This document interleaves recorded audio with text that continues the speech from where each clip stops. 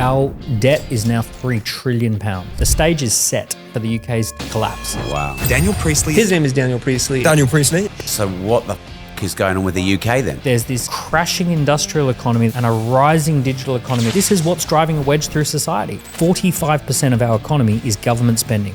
So why does Gary Stevenson go around saying you've got no hope, let's tax the rich? He even kind of said it's Sick, Dan, it's sick. And now it's almost impossible to get out of poverty. Either he's just completely oblivious or he's arrogant. But he's an economist, isn't he? I want to tax those super rich. It's not the rich's fault. The government inflated the economy. But all of the things we don't have right now are policy decisions. We have a housing traffic jam, the highest tax burden we've ever had. We now have 11% of people who are too sick to work. It's gone wild. We've become a 3-star hotel charging 5-star prices. Yeah. Let's put this straight.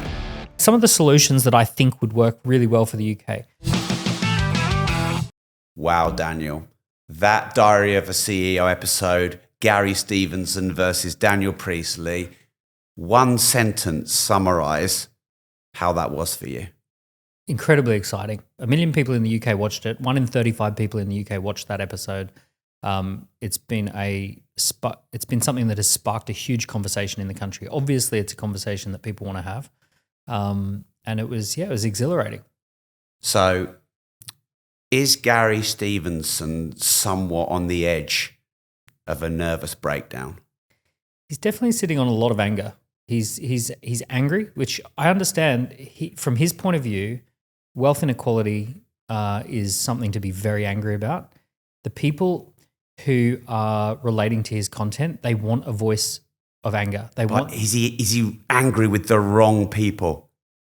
Yeah, he's misguided. He's definitely misguided. He's very low resolution. He has a very low resolution view of the world. What do you mean? Well, there's no real nuance. It's essentially wealth inequality is getting worse, in his opinion, right? He doesn't share a lot of facts or data. He doesn't actually tell you where he draws that opinion from other than personal anecdotes and personal observation, which is fine. That may be where he draws it, but he never shares any broader research. So wealth inequality is getting worse. The rich are responsible and are accumulating too much wealth, and therefore the only solution is to tax wealth. And that's it. That's the whole argument there. Wow. Well, I mean, just to jump in, you got to define wealth, lots of different definitions. And also, this really pisses me off. And we need to talk about this. You need to define the rich. Yeah. Well, he defines it as 10 million and up. Right. But you've got billionaires, corporations. You've got the individual billionaires, the corporations. You've got the 100 mil companies. Because in the UK, if you earn 130 grand a year, you're probably defined as rich. Well, but you're raped for tax. Yes. Like, you know the 100 to 125 grand bracket? 60% of that goes. 60%. In that bracket. That's not included. That's what you keep. That's not including the national insurance on top. Yeah. It's not including what you then spend that gets VAT tax. It's not including the fact that at that level you're probably also paying for private healthcare and private schooling and those sorts of things. So you really are in a there's a wall that is designed to stop you from getting past about $120,000 a year. In the USA, the top rate of tax kicks in at about $700,000 US. At about $700,000, you're paying about 40% tax. That's the US, which is not a low tax environment. That's a high tax country. But 700 grand is where the top rate kicks in typically. In the UK, it's £50,000 or $65,000. So we are talking about 1/10 of the USA is where we start paying the top rates of tax, whereas in the USA, it's a slow progression up. This is actually a really interesting point about how you define and develop and design a tax system that works. One of the things that's interesting about the US is that it's a very slow, gradual wall. So they typically add 5% more, 7% more. So it's a progressive tax system. But it's gently progressive. It's gently progressive. And there's little jumps. So earning a little bit more, it's like, oh, okay, I'm paying a little bit more in taxes, but I'm earning a little bit more. There's no big deal. So you're not disincentivized to grow. One of the most insane things about the British system is this £50,000 is where we go from 20% to 40%. Now, I know a personal trainer who earns up to $50,000 per year and then stops.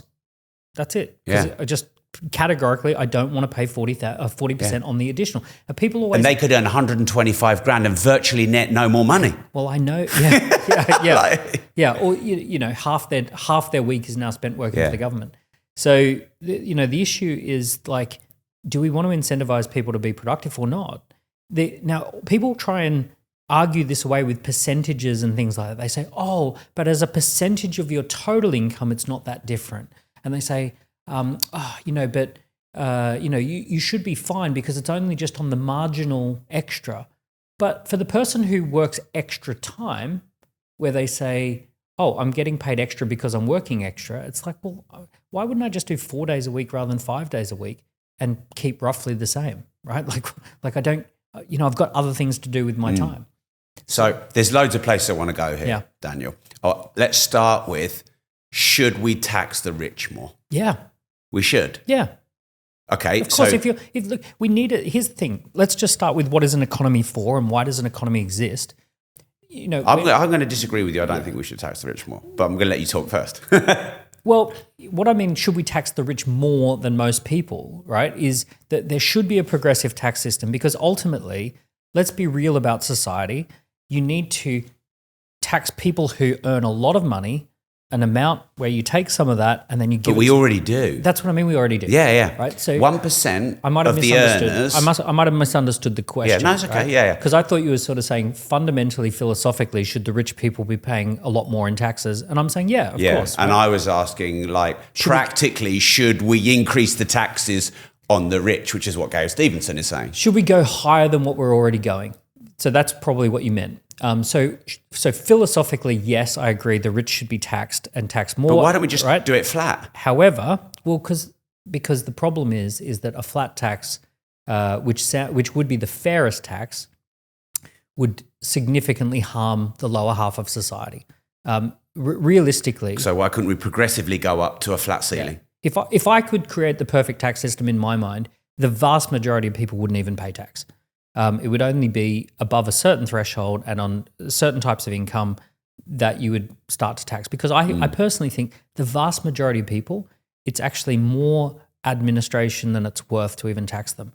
So if someone's on $20,000 a year and they're paying a couple of grand a year in taxes, it's almost here or there. Like by the time you actually have an administration. What's the point? Yeah, when you think about how much you collect from that group of people and how much it costs. Time and admin and staff, all the civil servants. Exactly. So it's just kind of like, you know what, we're not even going to bother taxing you up to maybe 50, 60,000 or whatever. Like just leave those. We've got VAT, we've got all of those sorts of things. Which also means they can quickly get to 50 grand. Yeah, exactly. Which means they can start producing, which means they don't want to sponge off the benefits system. They don't want to be homeless and get given a house and beg on the streets because they can get quickly to 50 grand without paying any tax. People respond to incentives. So that's just how humans are wired, whether you like it or not. And a lot of people don't like this idea that we respond to incentives. People respond to incentives. There is no way around that. So if you tax alcohol, it reduces the alcohol consumption. If you tax cigarettes, you reduce cigarette consumption. You tax luxury goods, you get less luxury good sales. So a tax is a brake. It's an inhibitor. It slows things down. So you've got to figure out really carefully, do the benefits outweigh the drawbacks? Now, definitely, there is a point where you get a lot of benefit for not a lot of drawback. So you've got to sort of maximize that. The issue the UK is having at the moment, we're at historically the highest tax burden we've ever had since World War II. So 45% of the UK economy is now government spending. Just even pause on that. 45% of our economy is government spending. Almost half of every pound spent in the economy is spent through the government. I.e. on the government, i.e. running the government. It's the government spending. Like it's the government spending. Half our economy is the government. Well, let's just be really clear. The government don't do any spending. It's all taxpayer money. Tax, right? That's where. Well, it's not all taxpayer money. No. Okay, because they borrow a lot of money. It's a lot of debt. Yeah. So the way this new system works. But that's taxpayer money because we end up paying it back. We end up paying. Yeah. We end up servicing it. It never gets paid back. But we're paying the ongoing debt. Yeah. The way the system works now is that it used to be we tax from rich people in order to run the economy, including benefits, including everything, and the books balance. Yeah. That's not how we run anymore. What we do is we tax so that we can service debt, and the debt is the thing that actually runs the economy, and the taxes just pay the interest on the debt. That's the new economic model that all countries have kind of adopted since the 70s. And that's why all these people who are against fiat currency say it's a Ponzi scheme. I mean, we put 132 billion extra debt on in the last 12 months. It's a hell of a lot of money. And we're now paying something like that in just interest. We pay more in interest payments than we pay in defense and in education. So the defense and education budget... That's over 10%. Yeah. The 130 odd billion, whatever it is over 10% of our full tax spend. Our debt is now £3 trillion. Yeah, well, that's what we're told. We're saying, it's more. Well, that's not including pension liabilities and all that sort of stuff. So point is that we have a government that's out of control. We have a government that is now spending 1.3 trillion per year in pounds. So for anyone in the US, that's getting close to 2 trillion for an economy that's about the size of California. So we have, or California is slightly bigger than the UK economy, but we have a fairly small economy, and we have a government that's just out of control. Yeah. Where they're spending 45% of the economy is government spending now. Yeah. Now, historically, countries that do quite well are around 30 to 35% of the spend of the economy is government. Right. So about a third. So if you work on when you say spend of the government, just to be clear, do you mean running the government?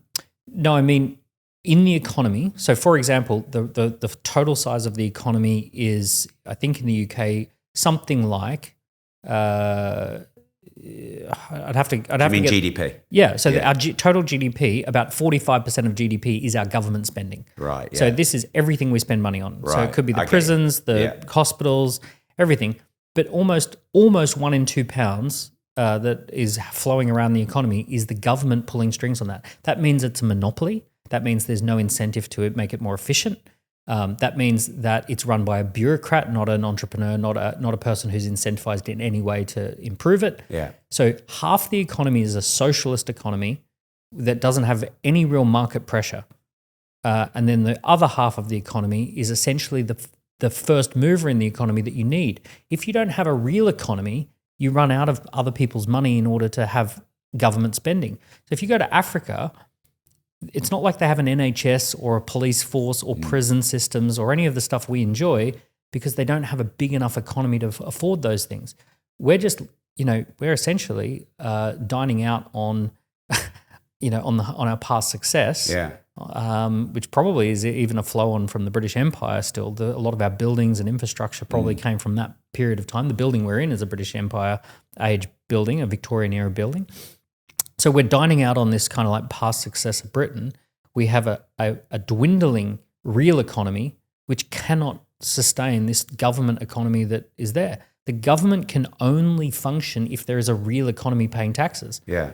So it's kind of like imagine if you had a husband and wife. She's a dentist and she makes 300 grand a year, and he's really good at spending the money and buying trips to Disneyland and security systems for the house, education for the kids. And he says, oh, look, I'm just as valuable as you are because I'm really good at spending all the money you're earning. And it's like, well, I hate to say it, but if she goes down and stops being a dentist, the whole family stops. And then imagine if he started wasting it all. Well, and he went on a holiday that wasn't good and put it in repairs that didn't work. Let me give you some numbers around that.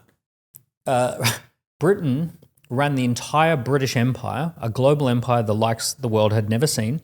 The sun never set on the British Empire, a global intercontinental empire. How many people do you think we had in the civil service? And I'll give you a hint. Today we have 6 million people working in civil service. Yeah, I was trying to work it from that. So if we've got 6 million today, in order to 6 million to run one island, how many did they need to run the global empire? I'm going to say 80,000. Well, that would be impressive. It was 500,000. Okay, right. So I was way wrong again. But still, stop playing these games, everyone, on my show. All right. We're talking like orders of magnitude down. So we're talking about. But that's 1/12. Yeah. And they're running the globe, not a little island. 1/12 of what we now have as a civil service was running a global empire. So we have 6 million people in the civil service. Yeah. I.e. creating a blockage and a bottleneck for the money trickling down. Yeah, and mind you, look, I don't begrudge anyone who is an actual frontline worker. If you're a doctor, a nurse, you're a police officer, you're a firefighter, because everyone uses those examples and they say, oh, well, are you saying that you don't want... No one begrudges those. Let's be honest. It's just a bullshit argument. Exactly. No one begrudges a nurse. Or a teacher, Yeah. you know, or even someone who's a social worker, frontline social worker. But where we've gotten to is something like 50% of these people are bureaucrats. In the NHS, they pay 90 grand salaries for DEI consultants, you know, Yeah. diversity, equity and inclusion, just 90 grand just to make sure that, you know, and they're not hiring enough British doctors and nurses, and how much of that is going on. So, you know, as a business owner and an investor, it's incredibly hard to make productive investments. Productive investments get incredibly difficult to do. And so if we Because think just most fail. most fail. Yeah. So for example, let's say you just simply wanted to hire a salesperson. How hard is it to hire a salesperson? It's hard. Yeah. You typically have to hire 4 to end up with one who's okay and one who's good. Yeah. And then the other 2 don't work out. And that's if you go through a whole hiring process. And if they don't lie on their CV and all these other Exactly. things. So Yeah. it's difficult to get one good hire. Now, if you try and multiply that by the government, for starters, if they hired 4 people in a role, they'd never get rid of 2 who weren't performing. They'd keep the 4. Because it's not their money. Because it's not their money. They don't need to be efficient. Yeah. So ultimately, just any productive investment is very hard to make. If you take a simple example, because a lot of people don't understand this idea of productive investment, if you take a simple example and say, I've got 2 young men, one is going to take out a loan for £500 to buy a suit, shirt, tie, and go and do job interviews. The other one's going to do £500 to buy some alcohol and a PlayStation to have entertainment and alcohol. We know that one of those is a productive investment that is likely to yield a return, and the other one is likely to actually have negative consequences, right? So that's an extreme example. Other than for the big companies that own the cigarettes and alcohol. Yeah, or maybe they're going to be a streamer on Twitch or something like that, right? Yeah. But That's just props that they need. So we know that there's this idea of productive investments or unproductive investments. The government specializes in unproductive investments. Bureaucracy. So much, yeah. like bureaucracy. And the problem with bureaucracy is the more bureaucracy you need. Yes. The more it becomes this big tangled mess. Constipation. So out of those 6 million, there's a few 100,000 teachers. There's a few 100,000 armed forces. There's a few 100,000 police officers and firefighters and that. There's a few 100,000 new frontline workers for the NHS. So you're probably getting up to 1.5, maybe 2 million actual frontline workers. And then there's 4 million people on top of that. And civil servants, you mean? Yeah. Yeah. I don't know what they do. No. Right? I know that we spend 1.3 trillion on stuff, but where's it all going? Like 1.3 trillion. Like this is the most insane thing ever. Think about how many people are required to run Apple. 164,000 employees. There you go. So what is that? 1%? Yeah. Was it 6? No, it was 6 million. Take a so more it's like 3%. They have 3%. Yeah. But they make net what? Nearly 100 billion? Yeah. And we're net down. Yeah. And we have 6 million staff. 6 million stuff. Take a more complex company like Samsung or Tata Group, because that's complexity, right? I understand that we're not running like Apple's known for simplicity, but let's take Samsung. Samsung, 267,000 total global. 267. Now, global. Let's think about this. Yeah. 267,000, and they do everything from air conditioners, fridges, phones, computers, nuclear devices, energy systems, defense systems. Like Samsung's in all of that stuff. Yeah, in 76 countries. In 76 countries, and they've got 270,000 people. Yeah. All right, let's see what the revenues of Samsung is. So 207 billion was in 2023. So Samsung do about a quarter of the revenue of the UK tax total revenue. Yeah. About 30%, yeah. Oh, wait, yeah. On 1/24 of the staff. Yeah, yeah. Now, here's the thing a lot of people don't do, and I don't think Gary Stevenson did this. They don't see the UK as a PLC, as a company. And a company is an economy, an economy is a company. And why don't we see the UK as a PLC? Because we live in a world that was historically governed by geography, and people had very little opportunity to get outside of the geography. So if we look at the whole history of the UK, 90% of people plus never really traveled much outside of the UK. When we think about the last couple of hundred years, countries, and mind you, national identity was an invention of the industrial age. Prior to the industrial age, there wasn't really strong national identities, but national identity sprung up with the industrial age. And we, in that period of time, we made everything about geography, and it's all like national government. All governments became geographically based. So the London City Council has a defined geography. British government has a defined geography. The US government has a defined geography. So they're all about defined geography as the first thing that you learn about any government or any system like that. And the problem is we now live in a world that is digital. So people like myself who run a digital company and have a software business, I have a client base in 152 countries, and I have employees in 15 different countries. So I don't really think in geography. I just think in time zones. Are we on the same time zone to talk? I think in users. I think in internet speeds. I think in languages, right? Should we put this in Spanish? Should we put this in Portuguese? Should we make this a Japanese translation? So I think in those terms, but I don't think in geography. So what's happening at the moment is we have people who are undefined by geography. We have money that's undefined by geography, but we have governments that are limited by geography. And therefore, we end up with some of the mess that we've now got. But what if we got a board of billionaires? So I'm going to come back to the should we tax the rich more questions. Yeah. We didn't finish it. But I often try and think about how the UK can solve its problems. One of the reasons I don't think we see the UK as a proper economy or company is because we've got no one in government who's ever run a company. Yeah. So they don't get what an economy is. No. And just pausing on that, if you've never run a business, you never have to make full contact with reality. So only with when you run a business, you have to make full contact with reality. Yeah. Every decision has consequences. Yeah. Those consequences hurt. You make a bad hire, that hurts. You have to fire them. You to lose money. You've got to fire them. You're in an employment tribunal. You get hate and criticism online. Or you have to pay them every month. And 6 months go by and you've paid them the equivalent of a car. Yeah. And they haven't done anything. So you feel it. Every decision you feel, every decision it's a full contact sport with reality. You are on a crash course with reality at all times. Whereas once you're in government, you are in no way personally held accountable to reality. Once you're in that bureaucracy, you can make bad decisions. And it doesn't matter. There's no accountability. Yeah. So I think I'm going to come back to my proposal for you. But on this point, two things, I think. One, there isn't a pay structure in government that rewards success and penalises failure. You earlier said we are sort of pleasure, pain motivated, incentive. We respond to incentives. We do. So that there's no, if you go under budget or under time, you get a bonus. Oh, no, you get punished.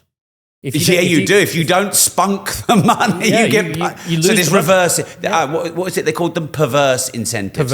So there's reverse incentives in government. Yeah. So that's fundamental issue number one. Fundamental issue number two, they are not spending their own money. Yeah. Yeah, it's not painful at all. In fact, within government, there is a belief that all money spent is a good thing because it's in the economy. So they don't distinguish at all between productive or unproductive spending. Purely spending itself is perceived as good. So just spending is just a good thing. So for example, even if it's creating addictions it doesn't matter. No. If you're giving money to an addict, then that's fine. If you're hiring way too many nurses and they're just standing around, that's fine. If you've got 10 administrators managing 3 doctors, that's fine. They do not distinguish between any good or bad spending. Wow. It's just stimulus. They just see it as making the economy work. So there's the somewhat, I guess, Marxist view that, or the belief that the government create the wealth. The entrepreneurial view is that the private sector, the entrepreneurs create the wealth. Is this part of the problem? Because well, it's not. I mean, it's not.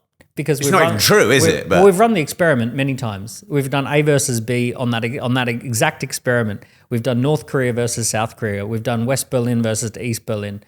We've done the USSR versus the. We've taken the Eastern Bloc countries where we've said let's operate them for decades under socialism. Or communism. Communism. Yeah. Oh, they ran out of food pretty quick and they starved and they died. Okay, let's remove the Iron Curtain and let them operate under free markets. Oh, they're some of the most productive people on the planet, and their economies are growing double digits, and they're the best people you'd possibly want to work with. And So what the fuck is going on with the UK then? Why do we need to run the experiment ever again? Yeah, well, why are we descending into far left socialism? You can also look at this just from first principles. If you imagine how something would spring up, you get highly productive people who are acting independently, doing productive things, and then they want to coordinate their efforts and make sure that they have shared services such as a shared security border, shared teachers who can teach their kids. They want to have a share or shared hospital and healthcare if someone's sick. So they invest in shared situations. Now, if we actually look how do things spring up, California gold rush would be an interesting example, or the Australian gold rush would be an interesting example.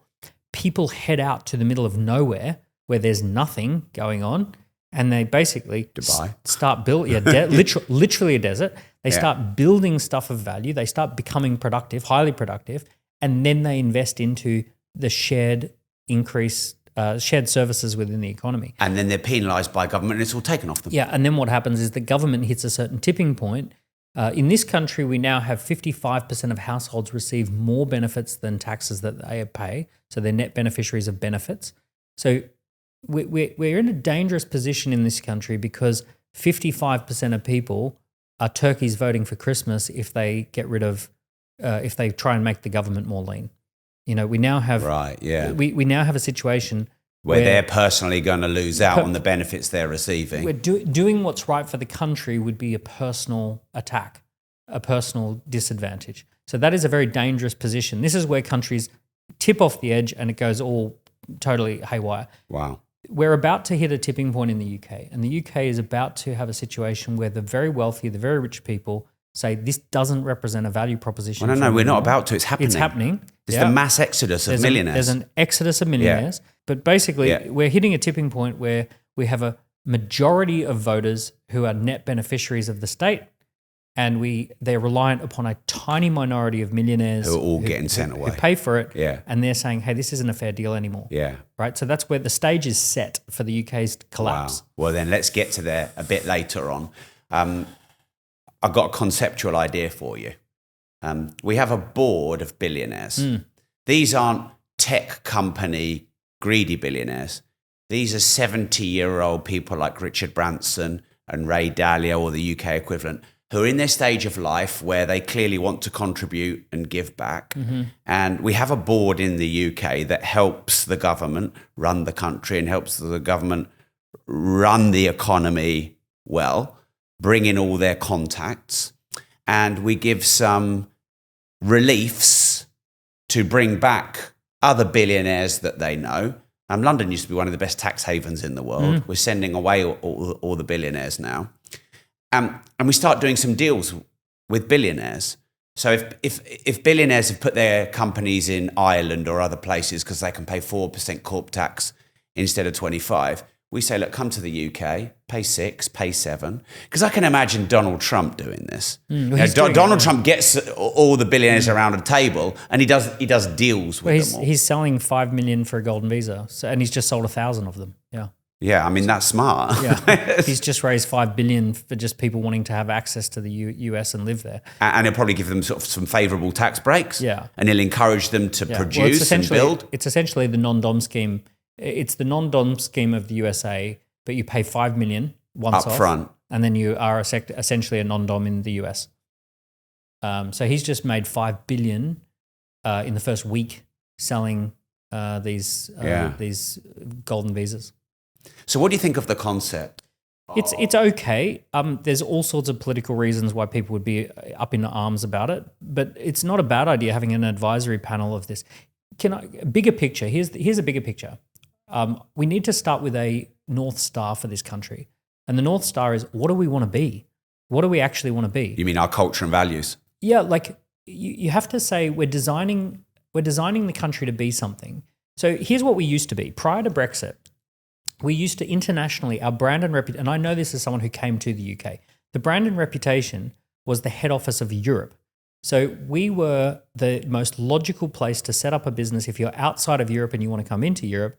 The UK was the place. So if you're Microsoft and you're going to set up a European head office, it's going to be in London. If you're Google, it's going to be in London. If you're Facebook, it's going to be in London. And I guess there were some tax reliefs to come here. There was all sorts of tax London, incentives. the global tax haven. It was it was the most tax efficient.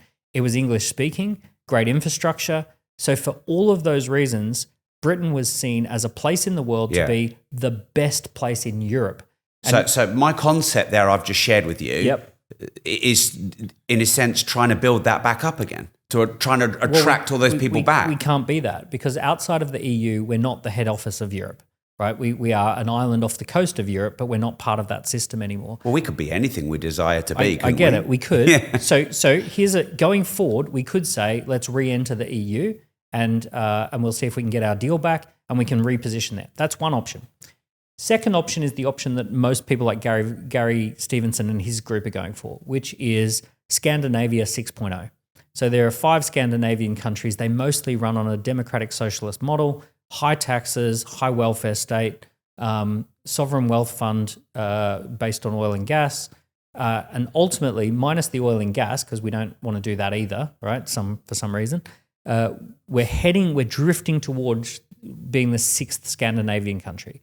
So essentially, that's kind of the model that they want to take us towards. So that's another option. And are those countries having 3% plus economic growth? No, they're just fading into the background, right? Yeah. They're safe places. They're happy little safe cold places, cold, wet, drizzly.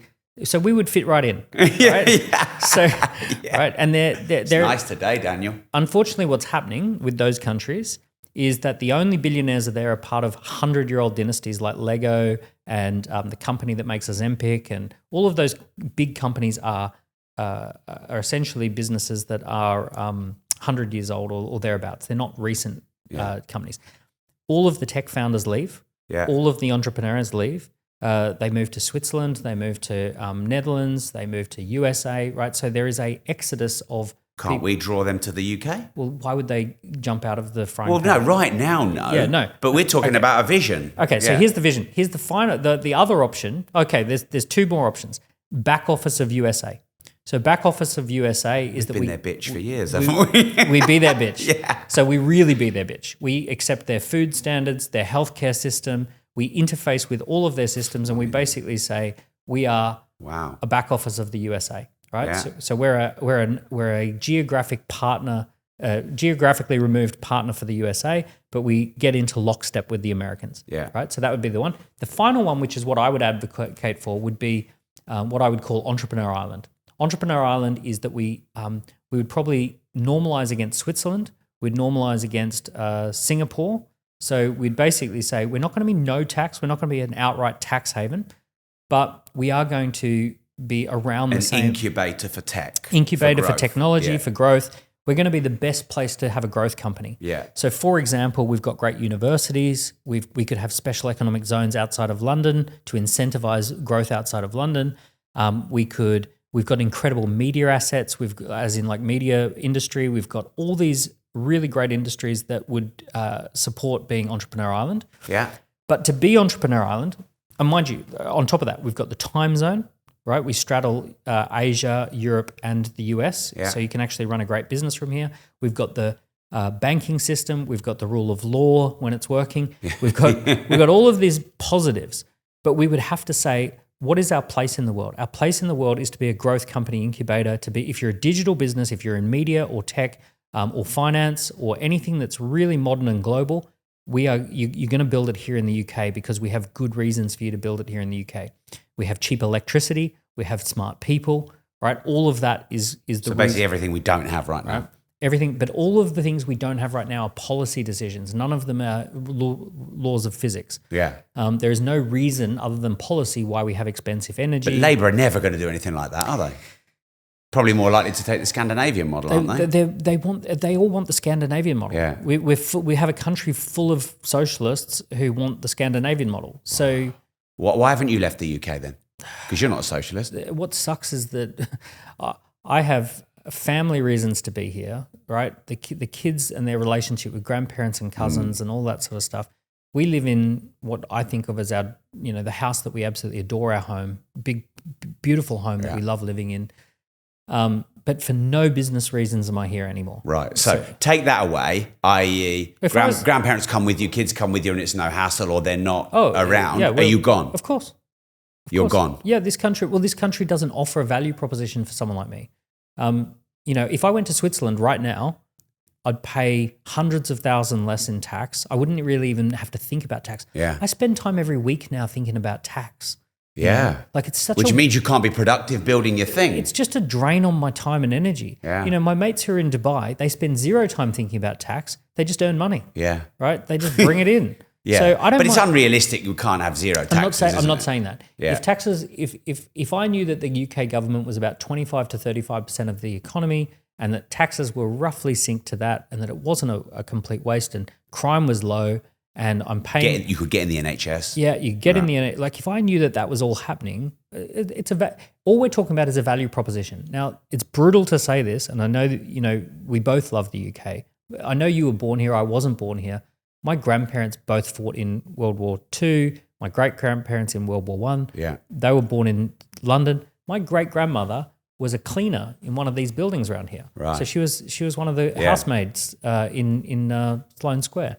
So like I have a very deep roots that go back generations in Britain. I love this country, but I hate to say it, we've become a 3-star hotel charging 5-star prices. Do you know a 2.3 mile journey to get in a taxi was almost 30 quid? Do you know now a really lower end 4-star hotel costs you 700 a night here? It's gone wild. And think why? Because 45% of our economy is government spending. So therefore, everything has to cost 45% more than it should. Like just on the simple first principles. And I'll tell you what pisses me off about this is the people who cite that trickle-down economics doesn't work, like they're blaming the rich people, when it's all going on civil servants and wastage within the bureaucracy of the government. The grand issue that has to be acknowledged is that we are fundamentally going through an economic change that is wholesale global economic change, because wealth inequality is not a local thing, it's a global thing, right? In all Western developed countries, they're experiencing a widening wealth inequality. House prices, all the same issues that we have in the UK, they've got it in Canada, Australia, New Zealand, in the US, although they're changing a little bit, right? There's a global thing going on.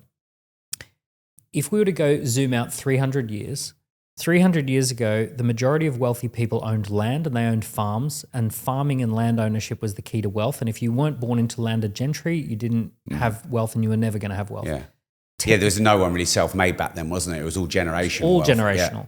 Then technology changed things. So we ended up harnessing the power of steam, iron, and coal, and we actually moved forward into the industrial age. There was a 50-year period where all the gains, every economic gain went to the top who owned factories. Yeah. And there was this thing called Engels' pause. And Engels' pause basically said the economy grew, but it grew unfairly. Yeah. And that gave birth to Charles Dickens novels. It gave birth to exporting prisoners to the Australian colonies. It gave birth to Karl Marx and Engels, Joseph Engels. So this period of 50 years where there was widening wealth inequality. But when we look at why that happened, it happened because of an uneven distribution of technology leverage. So the people who could leverage the new technology of coal, steam, and iron were able to make vast sums of wealth. And the people who were still farming and who were still working in basic agricultural cottage industries, those people didn't get the economic gains. Now, what's happening that we have right now is for the last 30 years, we've had a digital revolution. And that digital revolution is basically giving an enormous amount of leverage to people who use media assets, fast internet, software, who capture data and use data, who leverage intellectual property. Yeah, computing when that kicked off, yeah. So someone like yourself who's written all these books, your books go whizzing around the world to people who, wherever they want them, they can get them. You create a podcast, millions of people can experience that anywhere in the world. You create something that's an online tool or online piece of leverage, boom, that goes everywhere. So you have this superpower called digital asset, right, that makes everything you do leveraged 100 to 1 or 1,000 to 1. this couple of hours of our time will probably be seen by thousands of people. Possibly millions, Maybe Daniel. even millions. Right? Well, I'm not as big a guest as some of the other guests you've had. So the issue is that we now have two societies. One society is doing things the way we were taught to do it in the schooling system, where they go and try and get an office job with very low leverage. And that was fine when everyone had low leverage. There was no wealth inequality when everyone had the same office jobs. There wasn't much you could do. If we go back to factory production, where people are producing factories, it didn't really matter if you were a genius or if you were Cindy Crawford or George Clooney, or if you were low IQ, high IQ, low good looks, low great looks, tall, short, thin, fat. None of that really mattered. If you worked on a production line, your economic value was equalized. There was no highs or lows on a production line. If everyone has an office job, if everyone works in a factory, everyone roughly earns the same, because those ways of working normalize the value that we create. But when everyone can go off and start their own business and have their own digital assets and have their own software company and all of that sort of stuff, those that go and leverage this new part of the economy, they can create vast sums of wealth relative to people who don't do that. So the biggest issue we now have is we have two economies: the industrial age economy that has been around for 200 years and is coming to an end, and the abundant digital age. And this is what's driving a wedge through society. It's not the rich getting richer and the poor getting poorer. It's technology. It's not the rich avoiding all the taxes. All inequality relies upon some sort of an advantage. So the question is, what's the most logical advantage? The most logical advantage, if you look at who's getting rich: software, media, intellectual property, data, finance. Those are the big five things that all of them have in common. It's not a surprise that if you and I said, let's race across London, if I've got a bicycle and you've got no bicycle, I'm going to win. It's not because I've worked harder. It's because I'm leveraging technology. Now, if I have a Bugatti and you're out on foot, I'm going to win because I'm leveraging high tech. Bugatti in this situation means AI. Anyone who's leveraging AI in their daily work is going to move way faster than someone who's not leveraging AI. Gary Stevenson is kind of like, entrepreneurs just saying, be responsible, start a business. He even kind of said it's sick. It's sick, Disgusting, Daniel. Yeah. It does appear that way to them. To people who are not entrepreneurs, of course that seems... It's like if I said to you, in order for you to get ahead, you have to become a dentist. You're like, I don't want to be a dentist. Right? Yeah, but being an entrepreneur, you can start a business in anything you want. It's kind of not an accurate analogy. But the vast majority of people don't want to do that. And I'm not against them for that. Yeah. By the way, I've never said everyone needs to be an entrepreneur. Never said that. Simon Squibb does. He does, and I disagree with him. I disagree with him. He would walk into cafes and say, "Oh, quit. Start your dream." If he walked into my business and told some of my staff to quit, I'd headbutt him. But it could also, let's say you didn't, it could also be a disaster for them. Well, of course. You need employees.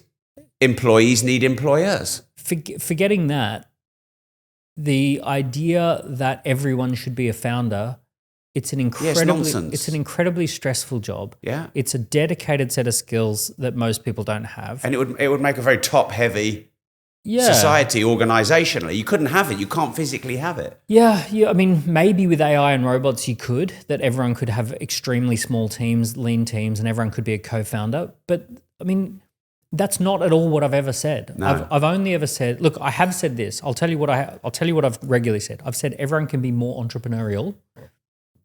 Or surely everyone can improve their life. Is that not what we should be talking about? So everyone can improve their life through personal agency and better decisions. So you could go from 35 grand a year to 47 grand a year. Or you could be happier with better decisions, or you could be healthier with better decisions. Or you could try and get a new, better job, or develop your career. You could negotiate a pay rise. Yeah. I mean, Tim Cook wasn't an entrepreneur. No, he's a billionaire. He's a billionaire. Yeah. So I really believe that there is personal agency. i.e. take responsibility for where you are and desire and make changes to improve. Yeah. So why do people like Gary Stevenson hate that message? Why do they just say, if you're never going to be richer than your dad? It's a slippery slope. For if you're a socialist or a communist or a Marxist, it's a very, very, very slippery slope to admit that people have agency. Right. Let me read what he said. The rich are becoming more fucking richer, and the poor, well, I guess they'll just die. That's what Gary Stevenson said, word for word. Why are people lapping up his shit? Someone who's got no responsibility and no agency looks at you, and if you're going, tax the rich, fucking tax the rich. Yeah.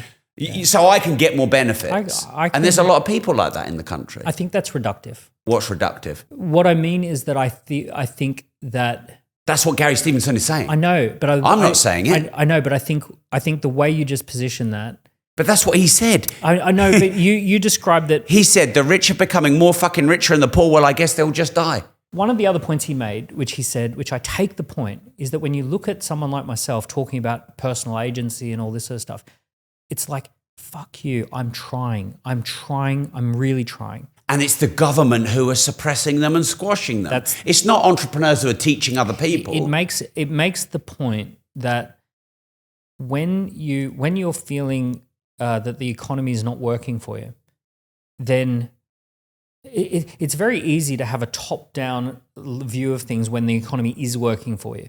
When you feel that you are working your nuts off, which I bet you are. I am, but I'm highly rewarded for working my guts out, right? Yeah, but you pay a lot of taxes. Let's think about, do you have anyone in your life who is struggling really financially?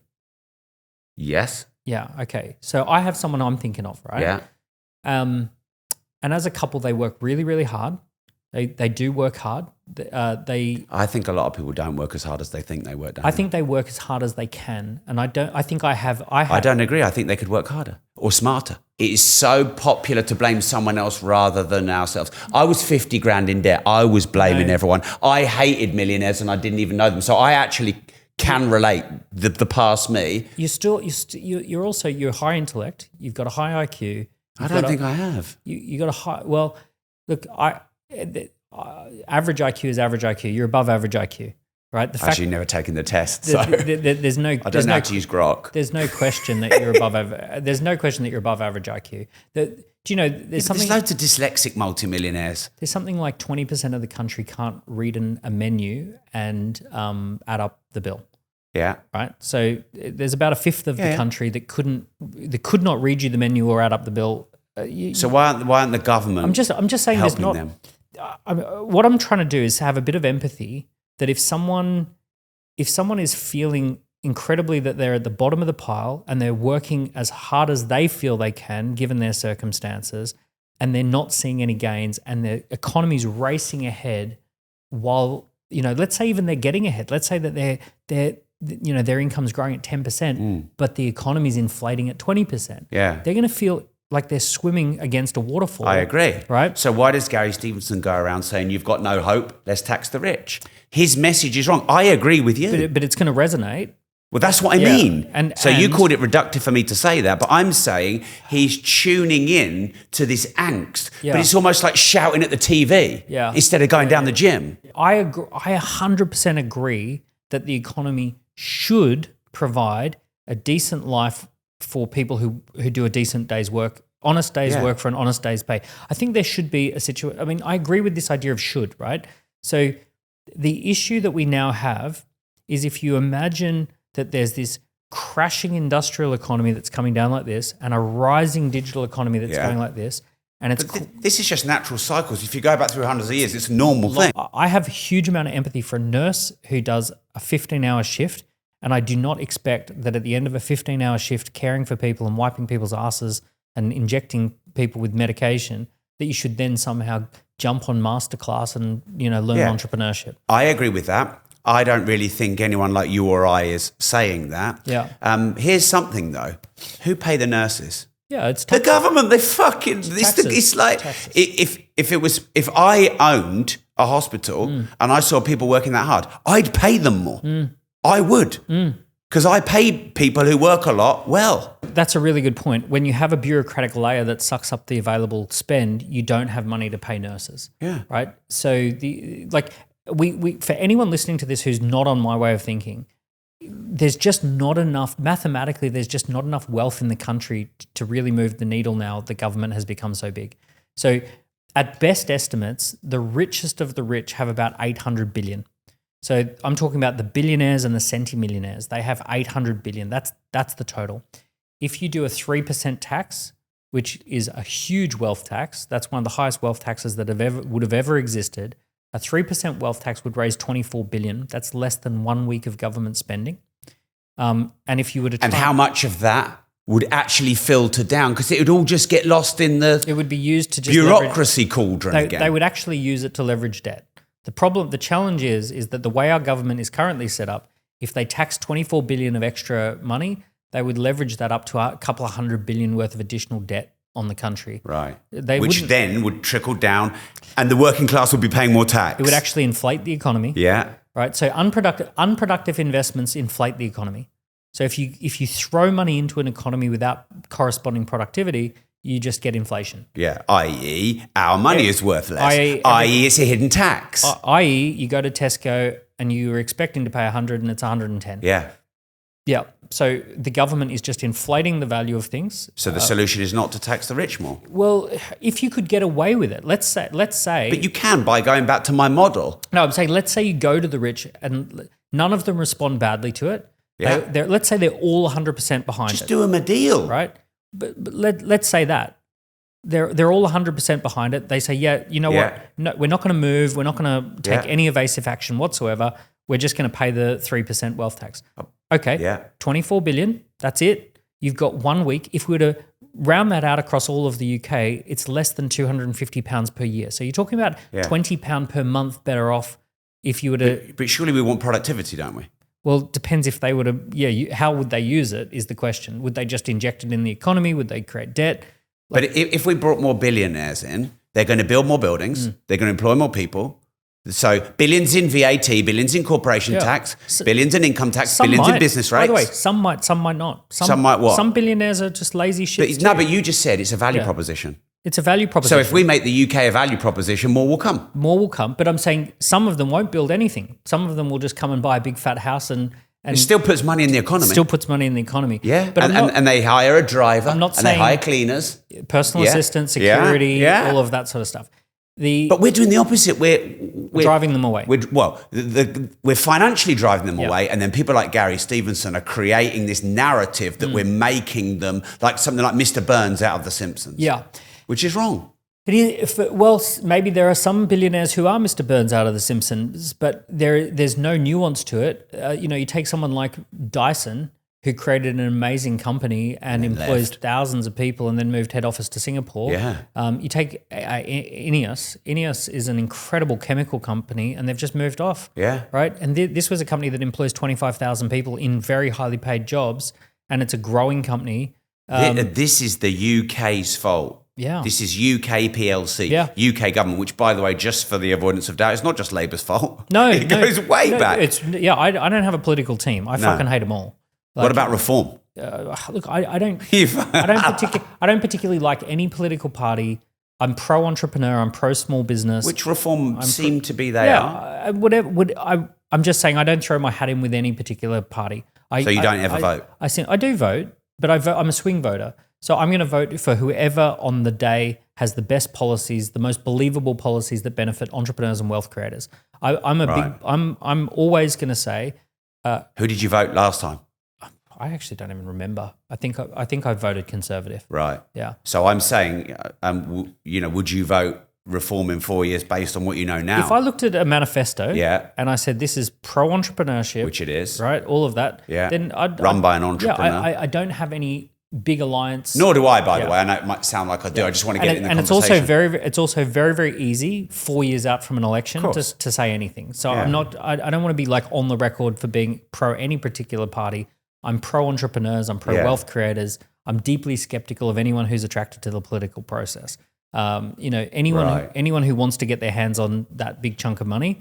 I think it's So they're careerist rather than wanting to change and do good. Yeah. So obviously, as we get closer and closer to an election, I'm going to make a decision based on does this incentivize wealth creation and does it incentivize entrepreneurship, hard work, investment into the economy.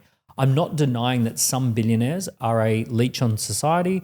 Some billionaires offer no real value. Some billionaires are probably destructive individuals. Of course, right? Yeah, but there are also people who are in debt that are those things as well. Exactly. Yeah. So that's the human spectrum. I don't have billionaires on a pedestal, but I do know they have a lot of money, a lot of investment, and if you can incentivize them correctly, they can be one hell of a force within the economy. So that's that. Definitely. I'm not the billionaire fan club.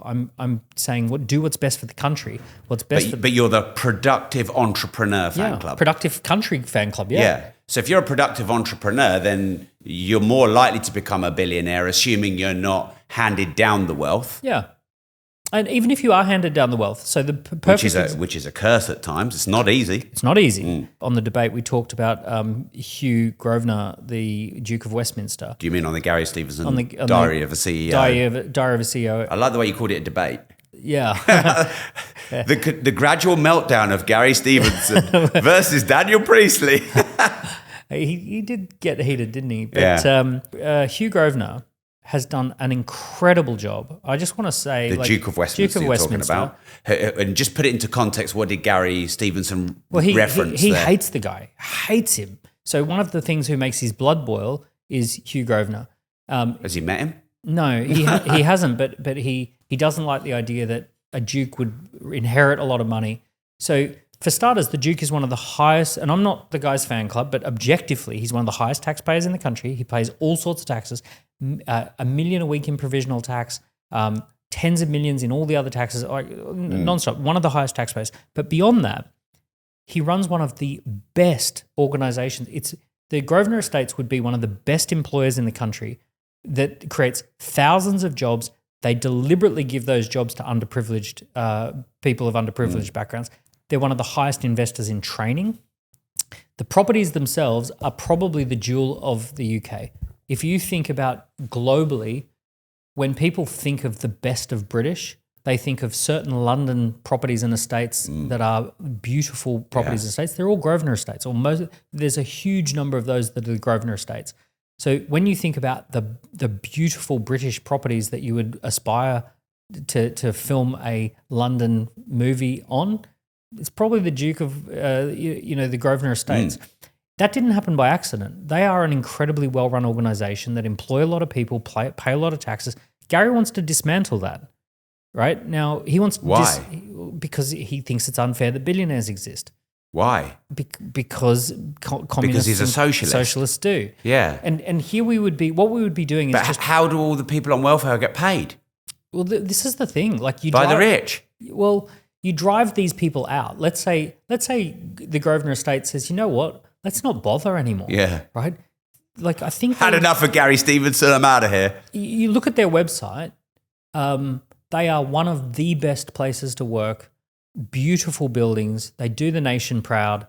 Huge taxpayers. Yeah. And he's saying, oh well, and he's upset because he's like, oh, but I was a Citibank trader. Citibank traders add nothing to the economy. They add nothing.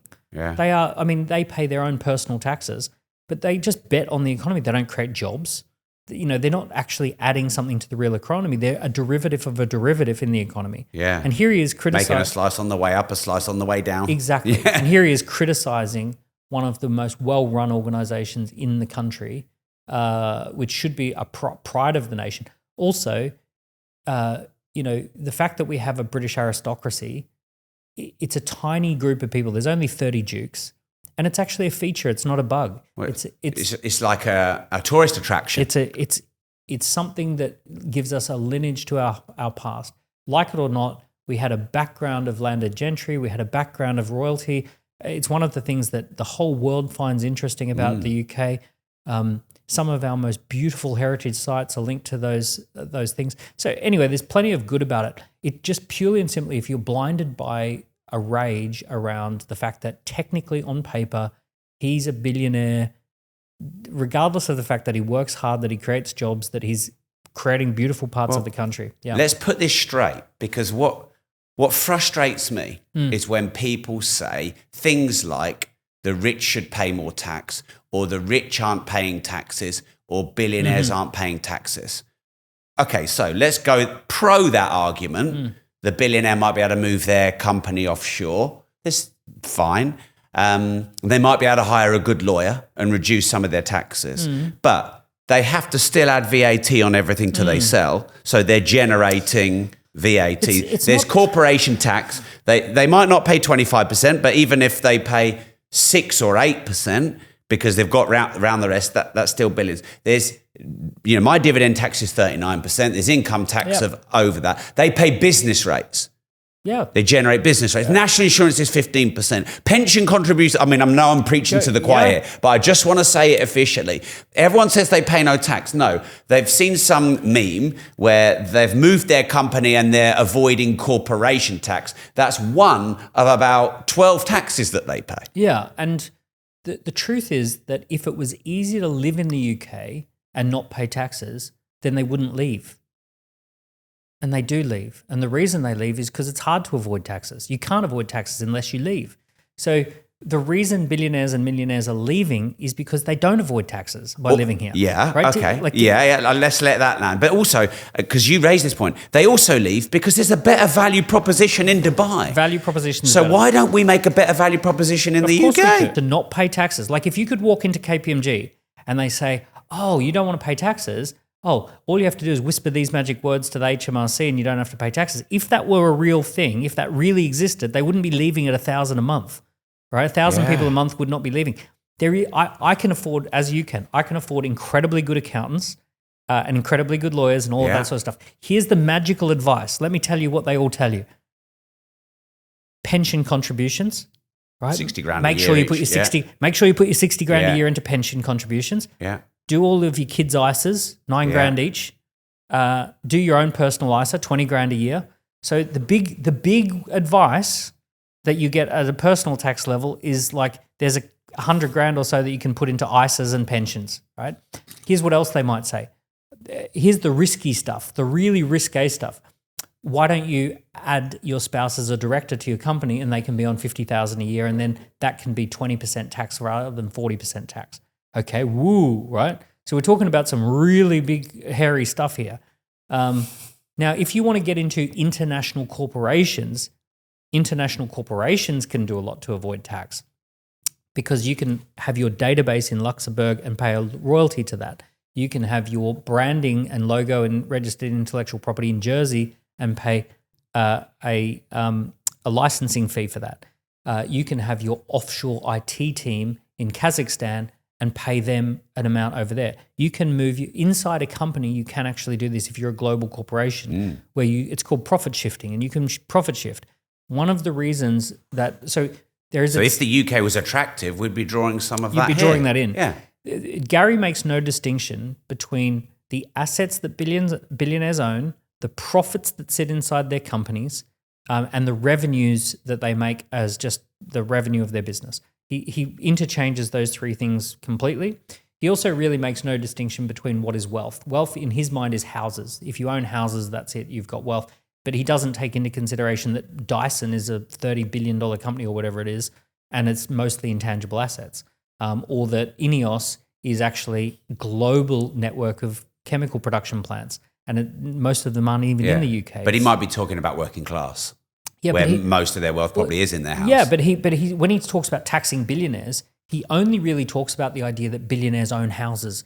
So in Gary's imagination, billionaires own houses and they all produce 5% yield and there's no cost for running them and there's no debt on those houses, right? So so that's what... I mean, if you want to become a billionaire in real estate, you have to leverage. Yeah. You have to have debt. Yeah. So, and are there any houses that require no work and spit out 5% per year and that you just don't know, right? So, I mean, the upkeep on some of this stuff would be crazy. The yields in London are really low. It's like 3% gross in London. You're lucky. Yeah. And once you actually zero out any costs of running it, you're lucky. And inflation. Yeah, exactly. Yeah.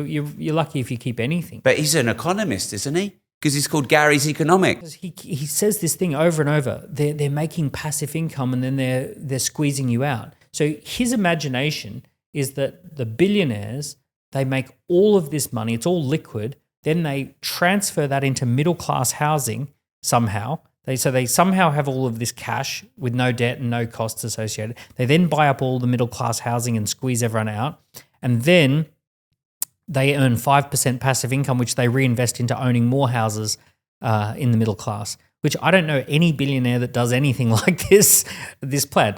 If all the billionaires I know have created companies that become very worth a lot on paper. Well, the very, very few billionaires in property, because there's very few because I'm in property, it's generational wealth. Also, most billionaires in property are probably on the development side, where they're developing and they're moving stock through, like they're actually producing better homes. So a lot of the times if you're rich, generating tax revenue. As you would know, if you're rich in property, it's probably because you're buying dilapidated stock and bringing it back into the market. Where you hire all the labourers. And you create economy. And you create houses. Or you're putting up new buildings, which you've done.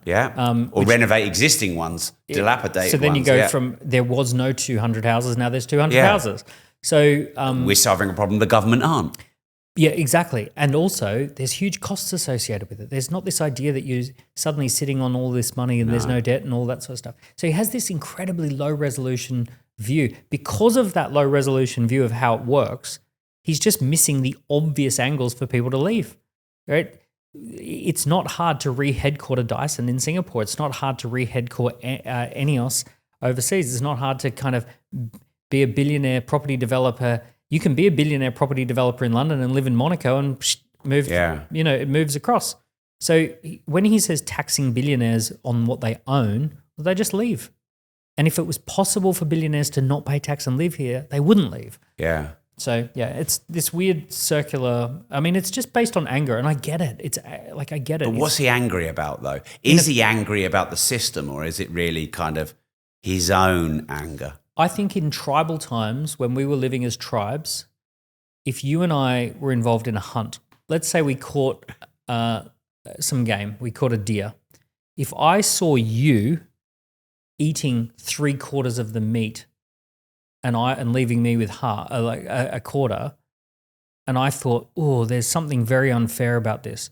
I think that inside there is a biological or almost generational hatred of people who seem to be taking a bigger share.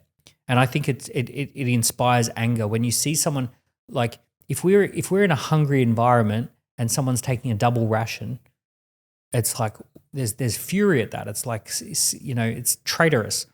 I think there's just some people who are built with a inbuilt fairness radar, where it's like if you've got more than me, you must have stolen it, you must have taken it, you must have done something unfair about it. And it really grates against that inbuilt kind of fairness radar that some people must have it more than others. You don't think it's brilliant marketing and, a story in a book which is full of paradoxes and hypocrisies? He's genuinely angry. I mean, his book is really, it's funny. His book is a manual for working hard. It's incredible. It's a great book, by the way. I really enjoyed his book. I read it in 3 days. I couldn't put it down. But what's funny is that every time he applies himself, and I hate the fact we're sitting around talking about him, but every time he applies himself, he wins. Yeah. Right? So in the book, he goes to university. He says, I'm going to sit in the front row and ask lots of questions so they know who I am. Right? That's called high agency. Yeah. And then he says, good networking. Yeah. Then he says, oh, there's this card game. I'm going to drop what I'm doing and stay up late figuring out how to win the card game. Right? Okay. It's entrepreneurship. That's how high agency. Then that only gets him, he says, oh, I won my job with a card game. No, he didn't. He won his internship with a card game. So then he gets an internship. It's only a foot in the door. Right? Yeah. He starts turning up at 6 o'clock in the morning and making sure he's got coffees for everyone else in the office. High agency. Yeah. He makes sure that when he gets back, he's got all the meals correctly and he's got the change and all that. High agency. He goes out 11 o'clock at night networking with the top performers, asking them lots of questions. Read the book and you see a guy who's just high agency. So he's working from 6 in the morning till 11 o'clock at night. He's figuring out the system. He's applying himself. He's working hard. He's working smart. And he makes $2 million a year. Look at the guy in this country that he says has no mobility. He gets a scholarship to LSE, right? He gets an internship at Citibank. He gets $2 million a year. He then quits. He gets $600,000 to sit around doing nothing for a year while they figure him out. He writes a book and becomes a Sunday Times bestseller. He launches a YouTube channel and gets 1 million followers.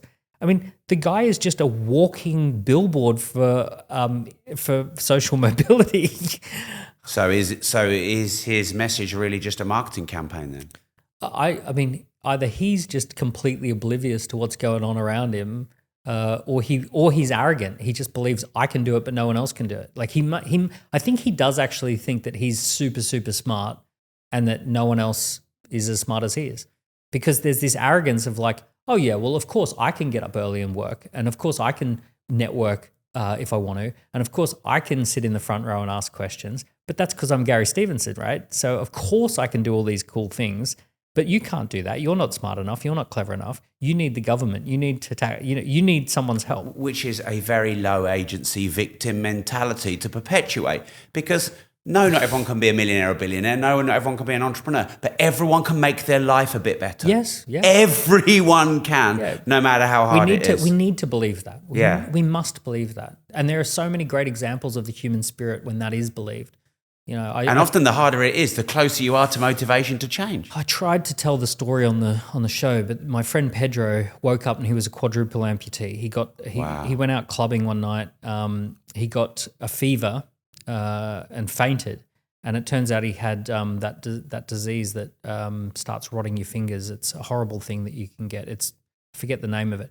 But anyway, his fingers started turning black, and they knew he had that disease. Shit. So they amputate above the elbow, above the elbow, above the knee, right? Yeah. So imagine this: you wake up to the weird smell, and you wake up and you look down, and you've had all 4 limbs amputated. So that was Pedro's life. And when he was 19 years old, he woke up and he basically said, after he met with his parents and everyone felt sorry for him and everyone basically felt his life was over, he said, I decide that this is going to be the best thing that ever happened to me. That's my decision. I'm gonna make this into something. Today, he's in early 30s. He's married to a beautiful woman. They've got a child on the way. He's got a rehabilitation clinic brand that he's started. They're opening their 3rd location, 7-figure revenue, highly profitable. They're becoming the world's best standard for rehabilitating amputees. And the guy's a superstar. He's written a best-selling book. So he's made it. He goes snowboarding. He's made it the best thing that ever happened. So we have to believe in that human spirit. We've got to believe in that. Why would we choose not to believe that that's possible? Yeah, I mean, I agree with you. It's like you have an alcoholic dad and someone becomes a loser because they had an alcoholic dad, and someone becomes successful because they had an alcoholic dad. Yeah. So it's not what happens to it, it's how you respond to it. I suppose it's easier. Like, there is a part of the human psyche. I sometimes like to wallow in my own pain and misery. Mm-hmm. And I sometimes like to bitch and moan and complain. I really try and pattern interrupt myself. But it seems to be a natural human thing that sometimes you just want to do that. And I know that it's not easy to go, do you know what? It's my fault. Yeah. Or do you know what? It's my responsibility. Yeah. There are areas of my life I feel a victim so I can empathize. I feel a victim around health.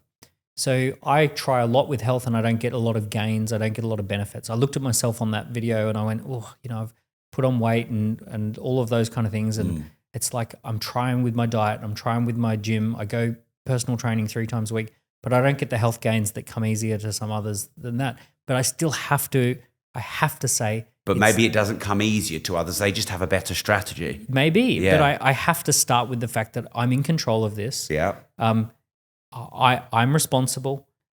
It's my body. It's my responsibility. No one's coming to save me. It's not the government's fault. It's this is mine to figure out. You have to start square one with the ownership mentality. But I can totally empathize. But it's hard. It's hard. Yeah. It's hard. I can empathize, and I can empathize. I wish someone would tell me, Dan, it's not your fault. It's the government's fault, and the government should be doing more for you to get better health outcomes. And that would be intoxicating. Yeah, exactly. That would be addictive. And I think that's one of the reasons why Gary's really popular. Yeah. Because he's tuning into that part of someone that goes, it's someone else's fault, and therefore I don't feel vulnerable and insecure about my situation. Yeah, and because that you have to go through a stage of shame, don't you? You have to go through a stage of looking in the mirror and going, fuck. I just want to dial back just a minute. There is genuine cause for anger. There is genuine cause for anger because if you're a nurse and you haven't had a pay rise in years and all you care about is nursing people back to health, and you go down to Tesco and what used to cost $75 now costs $110, that is a genuine cause for anger. I can understand Yeah. that. I really can understand this. It's not the rich's fault. The government inflated the economy. That's Yes. the only difference. Yes. I'm angry too, by the way. Yeah. I'm angry. I am. I fucking rant every day about it on social media. You know that. I'm angry that the UK government in just the last 10, 15 years has gone from 650 billion a year to 1.3 trillion a year. That angers me because I know that it's a dead weight on the economy that everyone has to carry. It angers me that the UK government used to be about 30% of the economy or 35% of the economy, and now it's coming and pushing up towards 50% of the economy and not slowing down. Yeah. I'm angry because socialism sounds so attractive on paper, but it's such a bad idea and we've tried it. Capitalism sounds nasty as hell. We can't remember what capitalism is because we haven't had it for so long. We haven't had a proper free market. No, I agree. But on paper, capitalism sounds fucking horrible. It sounds like every dog eat dog, every man for themselves, right? But that's extreme capitalism. Right? But that's how it sounds to a lot of people. But the truth is that it sounds horrible and delivers the world's best outcomes. And socialism sounds like the right thing, but it delivers the world's worst outcomes. Wow. Right? It's basically like food. The food that looks and tastes the nicest is the worst for you. Yeah, cake. Yeah. We should all eat cake. So I get it. I really get it. I have empathy. And I also, I'm a solution-orientated kind of person. When I hear problems, I naturally go, well, what do we do to solve that? What do we do about it? That's why we're here talking. Yeah, we can't wallow it. Can I give you some of the solutions that I think would work really well for the UK? Special economic zones. Special economic zones have been done all throughout the world and they're really powerful.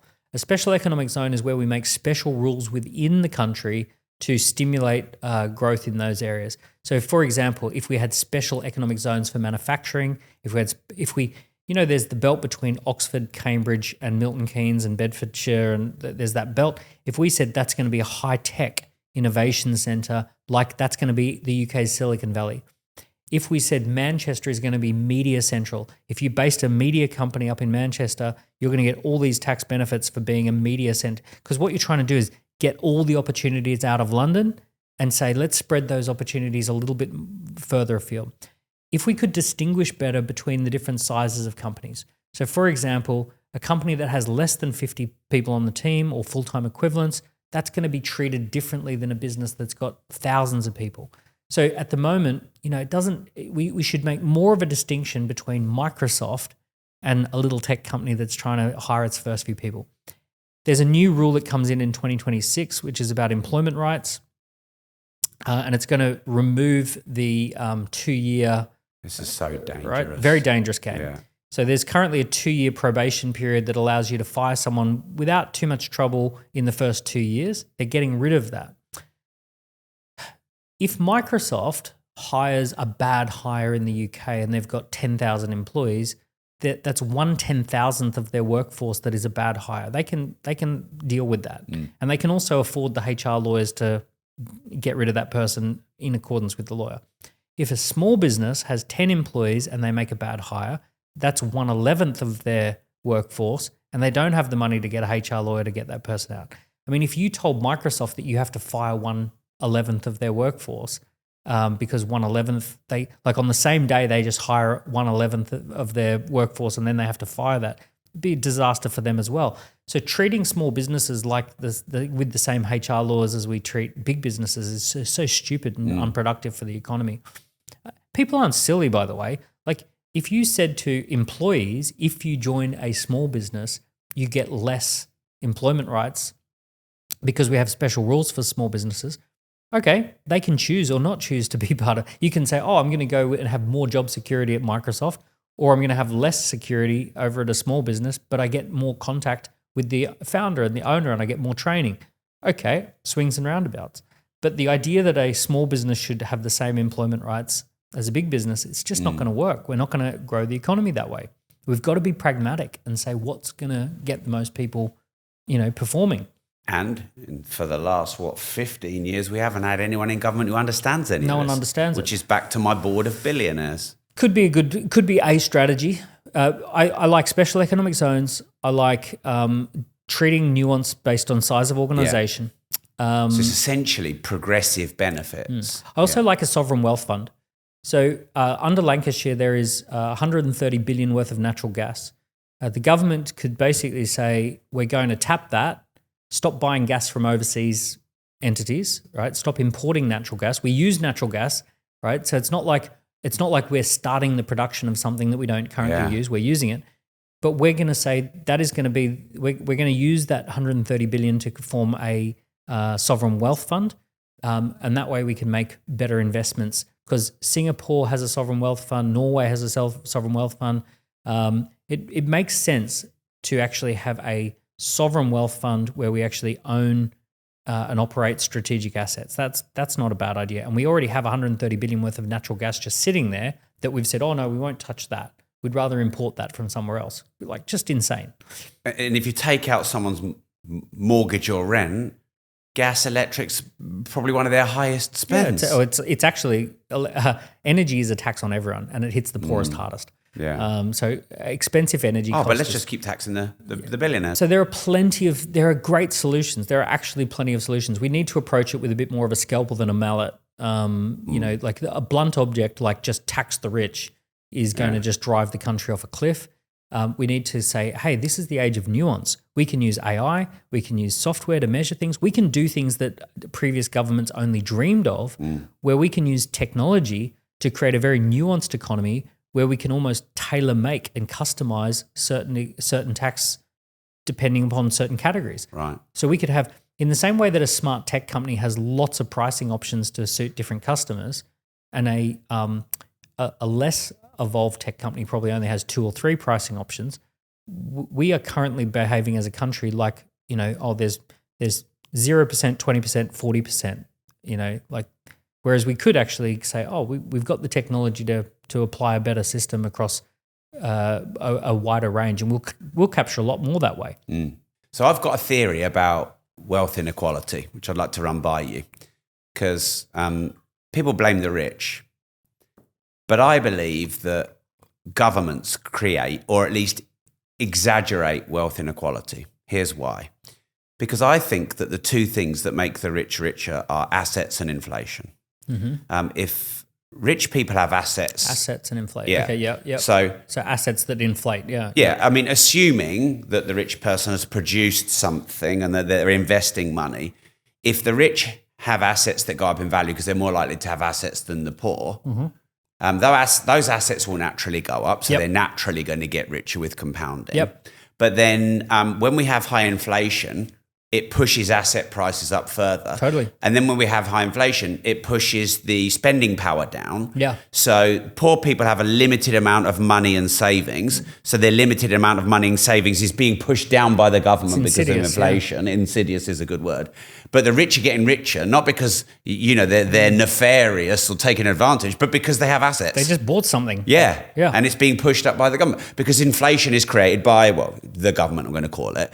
It's supposed to be independently. Yeah. But so the government create inflation, which they did in high volume with lockdown. They locked us down. They needed to pay for it. They printed a load of money. So anyone who had only money got poorer, and anyone who had assets got richer. So everyone's blaming the rich when I say it's inflation. It's the government. Yeah, the government. There's more reasons to this. There's proximity to power. So when you have a big government, you end up with people who develop proximity to the government, and then they can channel money into their own means. So if a government has ridiculously high budgets, you then have all the feeders and hanger-oners and all the vampires who put their little tentacles all over that government. So you mean they could get contracts for PE equipment and masks, for example? That could happen theoretically. So there is, Nancy Pelosi is an interesting example. She has a salary of $200,000 a year and a net worth of $134 million because she has this incredibly close proximity to big government budgets, and she knows where money's being spent. She knows how to essentially front run big budgets. If you look at the big... So what does that mean? Does that mean she insider traded? Well, she may not have insider traded, but she certainly had a front row seat to a bunch of decisions that you would have to look pretty hard at if you wanted the same information that she had. So for example, she might say, "Oh, I didn't insider trade because look, there's a publicly available document that if you squirrel deep down into page 1076 of this document, then you would have found it, right?" But how does someone on a 200 odd grand salary make hundreds of millions? Yeah, well, exactly. Well, I'm asking you. Yeah, by insider trading in all things other than the exact definition. The definition of insider trading is that she traded on information that's not publicly available. Proprietary information, right? yeah. However, because what she can say is, well, we produced this 5,000 word report that had that information in it. If you had have read the report, you would have been able to make the same trade I made. But when she's actually working closely at putting those decisions together, yes, technically you could have sat in on the meeting because it was an open meeting. You could have read the meeting minutes. Yeah. So she's technically, all right. You know what I mean? Yeah. So let me ask you an interesting question here then. If you're in that same situation, would you have not made those moves and just kept earning 200 grand a year or made those moves to earn 100 million? I'm not blaming her for doing that. What would you have done? Well, probably, look, it's not my game. It's not what I enjoy doing. I wouldn't like politics, but sure enough, if I found myself in that situation, I'd probably, like, if I was there and if I wasn't breaking any laws and it's like, hey, it's clear as black and white that we're going to allocate all this money to this new company that's over here that builds prisons. And it's like, hey, they've declared it on their statement. I've declared it in here. It's publicly available information. I'm going to trade on it. Right. Well, what if you could do it by changing the law? This is what I mean. It gets slippery slope. But this is what I mean. Proximity to power corrupts. Yes. And the bigger the government... And I guess I'm trying to say is that I'm not necessarily judging individuals for doing that because I think many other people would do it. This is why you want a small government. Yeah. So we'll come back to that because if you had a money printing machine and you were going to sell it to me for 25 million and I could print my own money, I would buy it off you. Yeah. And I'd probably, I want a bit more money. Yeah, but it's going to cost everyone else a bit. Yeah, but I want a bit... It would be hard not to press the button. And also, if I don't press it, I'll get voted out, and then the next guy will press it. So I might as well press it. I love the justification there. But that's how they think. If I don't press it, it'll make everyone angry because I'm withholding things. Yeah. All I have to do is press here, and I can give the people what they want. Yeah. Right. It's like being a parent at Christmas time. I either bam it on the credit card and the kids like me on Christmas Day, or I act responsibly and the kids don't like me on Christmas Day. You know, that's the conundrum the government is in, right? But the difference is that the kids can vote them out if they don't press the printing machine. And so I suppose I'm going to acknowledge the difficulty in that for any government. So if governments become big, they become targets for that sort of proximity to power issue. And power corrupts absolutely. Absolute power corrupts absolutely. Right? Yeah. So we know that big governments create big opportunities for big consulting. If you go and look at all the big consulting firms in London, their main departments are now serving government. So just because it's big, easy money. Big, easy money. There's no money in helping entrepreneurs. There's no money for those companies in relocating companies into the country. It's all about just serve the UK government, right, and bid for contracts for the government. Right. So it's all become big and slow. Yeah, and it's all bureaucracy. And they deliberately create these, documents that only the biggest consulting companies can get their head around. So it's all cuts out everyone from this, so it's an inner circle club. It's crazy. Do you know, I recently learned, I've developed lots of property, as you know, and we go through the ridiculously arduous planning process. And we developed a property in Peterborough, 100 flats, nice. 159 apartments, 159 tenants, 100 apartments. We turned around a dilapidated building right in the centre. And getting that through planning was so difficult. Insane. So difficult. There are 24 government departments you need to get through to get planning. How insane. Like there's even like the noise. Yeah. There's 24 government departments to get planning through. So this is why the country is in real trouble. Here's something that drives me crazy. The British, only a few generations, just confidently went and took over the whole freaking world. Yeah. And also, a place like York was Silicon Valley of 1850. The quantum computer of 1850 was the locomotive, right? And we built them, we made them. Ginormous steam pumps in the Midlands, like these incredible pieces of machinery that we built.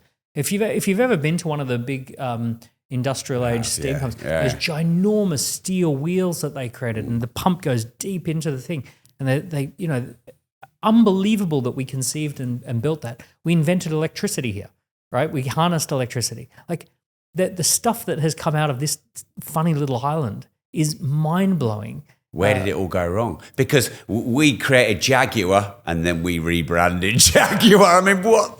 We built it and we've ruined it. Rolls-Royce, Bentley, Jaguar, all came out of Britain. Aston Martin. These brilliant brands, and the inventions, the internet, the electricity, that like cricket. Right. All these things we're now shit at, we made. And it's in our DNA that we could do this really well. We're innovators. We're entrepreneurial. We are not we're hard graft, stiff upper lip, mustn't grumble. The stoic mentality. The stoic method. All of that stuff. What about the Queen? Never complain and never explain. I love the Queen. Wasn't she great? Yeah. Yeah. But, I just feel like it's in our DNA that we could do this. We could get back to being entrepreneurial. We could be back to that. I'm not saying everyone should be an entrepreneur. I'm not saying that. I'm saying that, those who can do it should do it, and they should do it here. Yeah. Those who are further afield and building great companies elsewhere should come back. Yeah. But we need to make it a desirable and attractive thing. We live in a world that is technologically possible to live and work from anywhere and base a company from anywhere. Countries can no longer pretend that they have a monopoly on where we live and work, and it's all intellectual capital. So you could say, I'm going to put an exit tax. Okay, fine. I'll leave my assets here that I've currently created, but I'm going to go somewhere else and create new ones, and you'll miss out on those.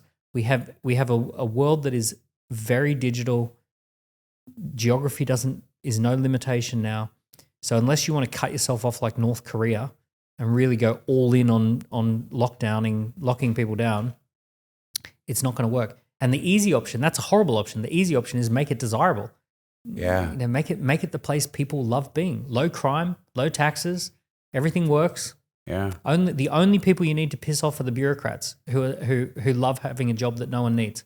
So the welfare total is about 300 billion, which is more than a quarter of all national tax revenue, yearly tax revenue. Do you think we need to get that welfare really down? Do you think there are people gaming the welfare system? Do you think we should be getting a lot more people working again? Well, let's just look at some of the numbers. Historically, 2% of people were deemed too sick to work. That's the history. Even after World War II, 2% of people were too sick to work. You got your legs blown off, not too sick to work. Come and we'll find you something that you can do with no legs. That was the attitude in the 50s and the 40s. Yeah.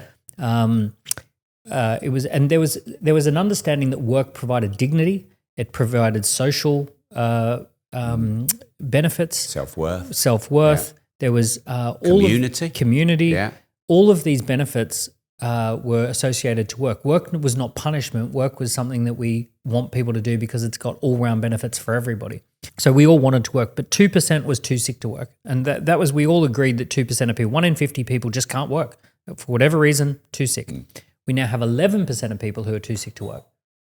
Wow. Now I'm not saying... But I bet there's not 11% of them who are too sick to work. Well, we can all make our own decision. Oh, right? Come on. Don't be political, Daniel. But here's something that's interesting. You can go and find forums on the internet that tell you exactly what to say. So here's what happens if you're too sick to work. You register that you're too sick to work. You get a 30-minute phone call from a GP who has no incentive to say one way or the other. If you say, these are my symptoms, these are the things that I'm dealing with, you basically follow the script that is on the forum, then that GP triggers me so hard, Daniel. Really triggers me. That GP either has to argue with you and tell you that you're lying, or say, well, you've said all the right things, so I just sign you off. Now, if you're a GP and you can choose to sit on the phone for 30 minutes and argue with someone and tell them you're lying about all of the things that you've just said, or you go, well, you meet all the criteria, I guess you're too sick to work, Like at some point you're just going to go, I'm sick of fighting with people, right? I'm not like, I'm not benefiting either way. I just going through the process. If you tell me that these are your symptoms and I have no way of proving you otherwise. So now we have forums online that tell you how to be too sick to work, what to say. We have a 30-minute phone call from a GP, and then you're too sick to work. And then you can get months worth of... Years. You can stay there. They don't check up. They check up once a year. Maybe. Do you see that guy struck off sick, got like 10 years sick pay, and then went to sue the company back because he wanted the inflation rise? Yeah. And because you got time on your hands, you can come up with all of those things. So one way we could solve this is AI. AI has the ability to call people every day, converse with them, and talk them through a process every single day. And would probably know how to avoid being gamified and cheated and conned and lied. Yeah. So, and also there's only so many times that people can do that, and there's only so many times they can remember exactly what they said all the other times. Yeah. So, for example, if you are saying that you're too sick to work because of X, Y, and Z, good news, every single day our AI agent will call you, and every single day you'll get support, a 30-minute phone call, 40-minute phone call with our AI agent. It'll talk you through your daily routines, your symptoms. We'll actually find out all the things that are going on. Give you some therapy. Every single day you'll get a call from our AI agent that will check in with you. And everyone's going back to work. No one's going through that shit. Well, because if essentially the AI agent says, hey, it sounds like you don't fit the profile anymore, right? Because you can only keep it up for so long. Yeah. So I'm not saying that 2% of people, definitely the long-term average is 2%. Yeah. We're now at 11%. I'm not saying every single person is making that up, but people can draw their own conclusion as to how we went from 2% to 11%. Wow. So when I launched my TikTok a few years ago, I'd walk around the streets and interview people and talk about money, and I'd give money away. And as I started to give more money away, I'm well known in Peterborough anyway, but I had a lot of people who were homeless would come up to me, and I'd interview them. And categorically, everyone who was homeless told me the same story. I said, why don't you go back to work? Politely, why don't you go back to work? There's no point, because to get my house paid for, if I go back to work, I lose. Just for everyone who's listening, if they're homeless, how do they get a house? Well, they didn't explain to me, but they're getting their accommodation paid for. Okay. They're not actually living on the streets, most of the people. Okay. They're professionally begging on the streets. Okay. And I went to the community support officers to back this up, by the way. Not everyone, I know there's 2%. Sure. But what a lot of people are doing is they're getting their living accommodation paid for by the government. They're pretending to be homeless. They're begging. Do you know they earn between 150 and 200 quid a day? Tax-free. Tax-free, because they're not going down the bank to pay that in. We're in the wrong jobs, Daniel. And I said, why don't you go back to work? I said, there's no point, because it will cost me more. Well, because you and I complain about marginal rates of tax of 60%. Effectively, what you're saying is a lot of people have a marginal tax of greater than 100% if they go to work. Because they would make less if they worked. So in many cases, it would cost 40 hours a week to work for the same benefit. So the marginal rate is 100%. Yeah. So it's like there's 0 point in doing that. And we need a safety net. We don't want a hammock, right? So the idea is we have a social safety net, but you can't lay in it. Yeah. That's a good analogy. Okay, right. So, should we start making more babies in the UK? Of course. Well, you've got 3 of them, so yeah. Okay. Bring back the swinging 60s. I mean, do we have a fundamental problem of an aging population, and we need 2.9 or 3.2 children? Is that going to sort things out? We have in this country 9.4 million homes that have 2 spare bedrooms. And if you go and look at who owns those, it's baby boomers, so over 65. If you go trick-or-treating, I went trick-or-treating with my kids, and we walked down this one street that is beautiful big family homes, knocking on the doors, trick-or-treat, 65, 75, 60, all retirees. They're living in these huge houses with empty bedrooms. I don't blame them. That's a great decision. I can understand why they would want to do that. But the issue is that we have 9.4 million homes that have 2 or more spare bedrooms. All the big family homes that you would want to raise a family in, people bought them in 1994. They paid them off in 2020, and they don't have any mortgage. They've got a heat pump. They've got a solar panel. Low costs of ownership, and they love the idea that their family comes home 2 or 3 times a year, and then the bedrooms get used for those couple of weeks a year.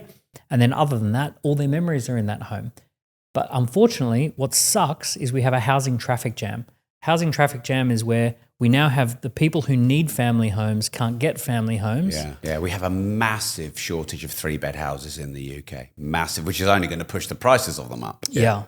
And what does that do? It basically means that people don't feel comfortable having a second child or a third child. Right. If someone's living in a small terraced house, small back garden, narrow staircase, small bathroom for putting the kids into the bath each night. If you've got 2 kids or 1 kid and you're living in a small terraced house with narrow staircases and things like that, and the buggies and the buggies are nowhere safe for the buggies and all that kind of stuff, you're going to say, let's not have a second, let's not have a third.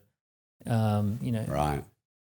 So we're creating a problem for our future because we can't fund older people. We don't have enough money coming through from younger people getting into work. Yeah, I mean, we don't have a demographic pyramid anymore. We used to have a demographic pyramid. We now we had less at the top older. We now have a Coke can or actually it's actually starting to turn into inverted So we're now almost more older than younger. Yeah, and it's dangerous, very dangerous. Yeah. Economically, it's dangerous. Yeah. Okay. So why are Dubai doing better than the UK, and why are so many people, millionaires, leaving the UK for places like Dubai? What's attractive to them that's not attractive in the UK? Yeah, simple formula: low crime, low tax. Here in the UK, it's now high tax, high crime. High tax, high crime, right? And first 200 pounds of shoplifting each day is not even a crime. No, you can just go and take something up to 200 pounds. Yeah, nothing they can do about it. Let's just let that drop. It's the free trial for crime. It's the starter kit. Here's your incentive to get into crime. Yeah, your first £200 is free. Let's get you on the on ramp. Yeah, £200 a day. It's a day. Yeah. Basically, you can walk in and take something from a shop, and it's £200. And if you do that every day, you're under the £200, and it's not really a crime. I mean, this country's a joke. I know someone who had their camera equipment stolen, 10,000 worth of camera equipment. They had an AirTag in there. They went to the police and said, "There's my camera equipment," and they said, "Oh, claim it on insurance."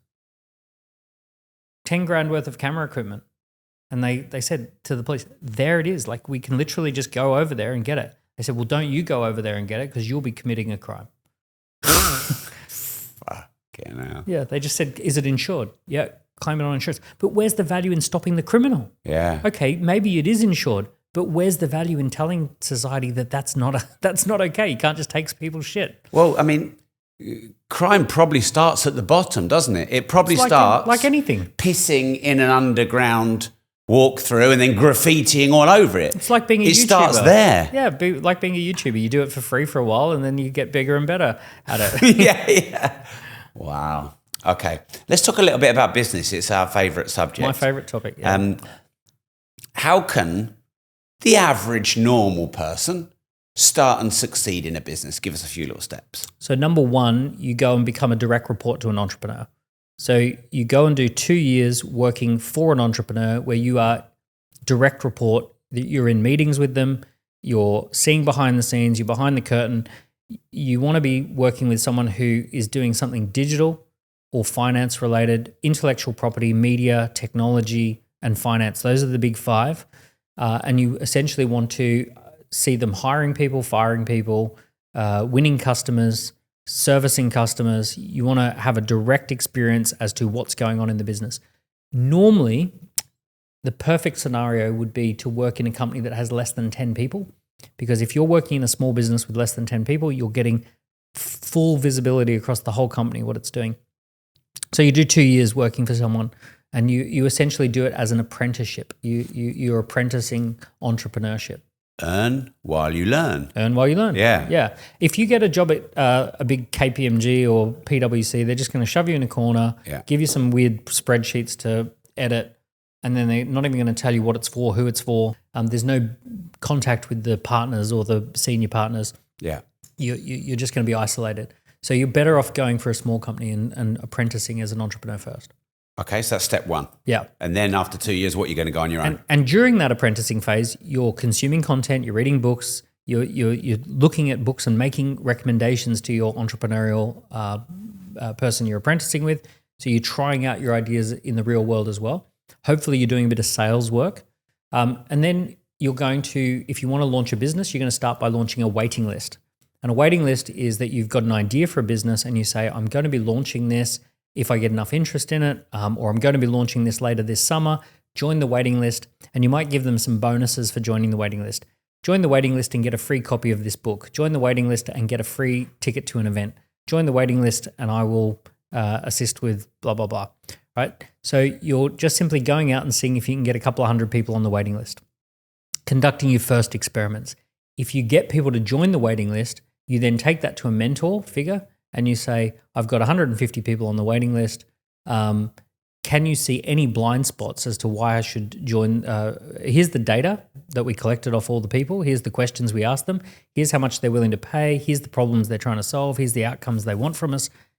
Do you think this is a good idea, right, that I should go ahead with once you've got that data? And you'll get some advice from a couple of mentors. And then you can either raise SEIS, which is the first 250,000 worth of funding, or you could fund it by making some initial pre-sales.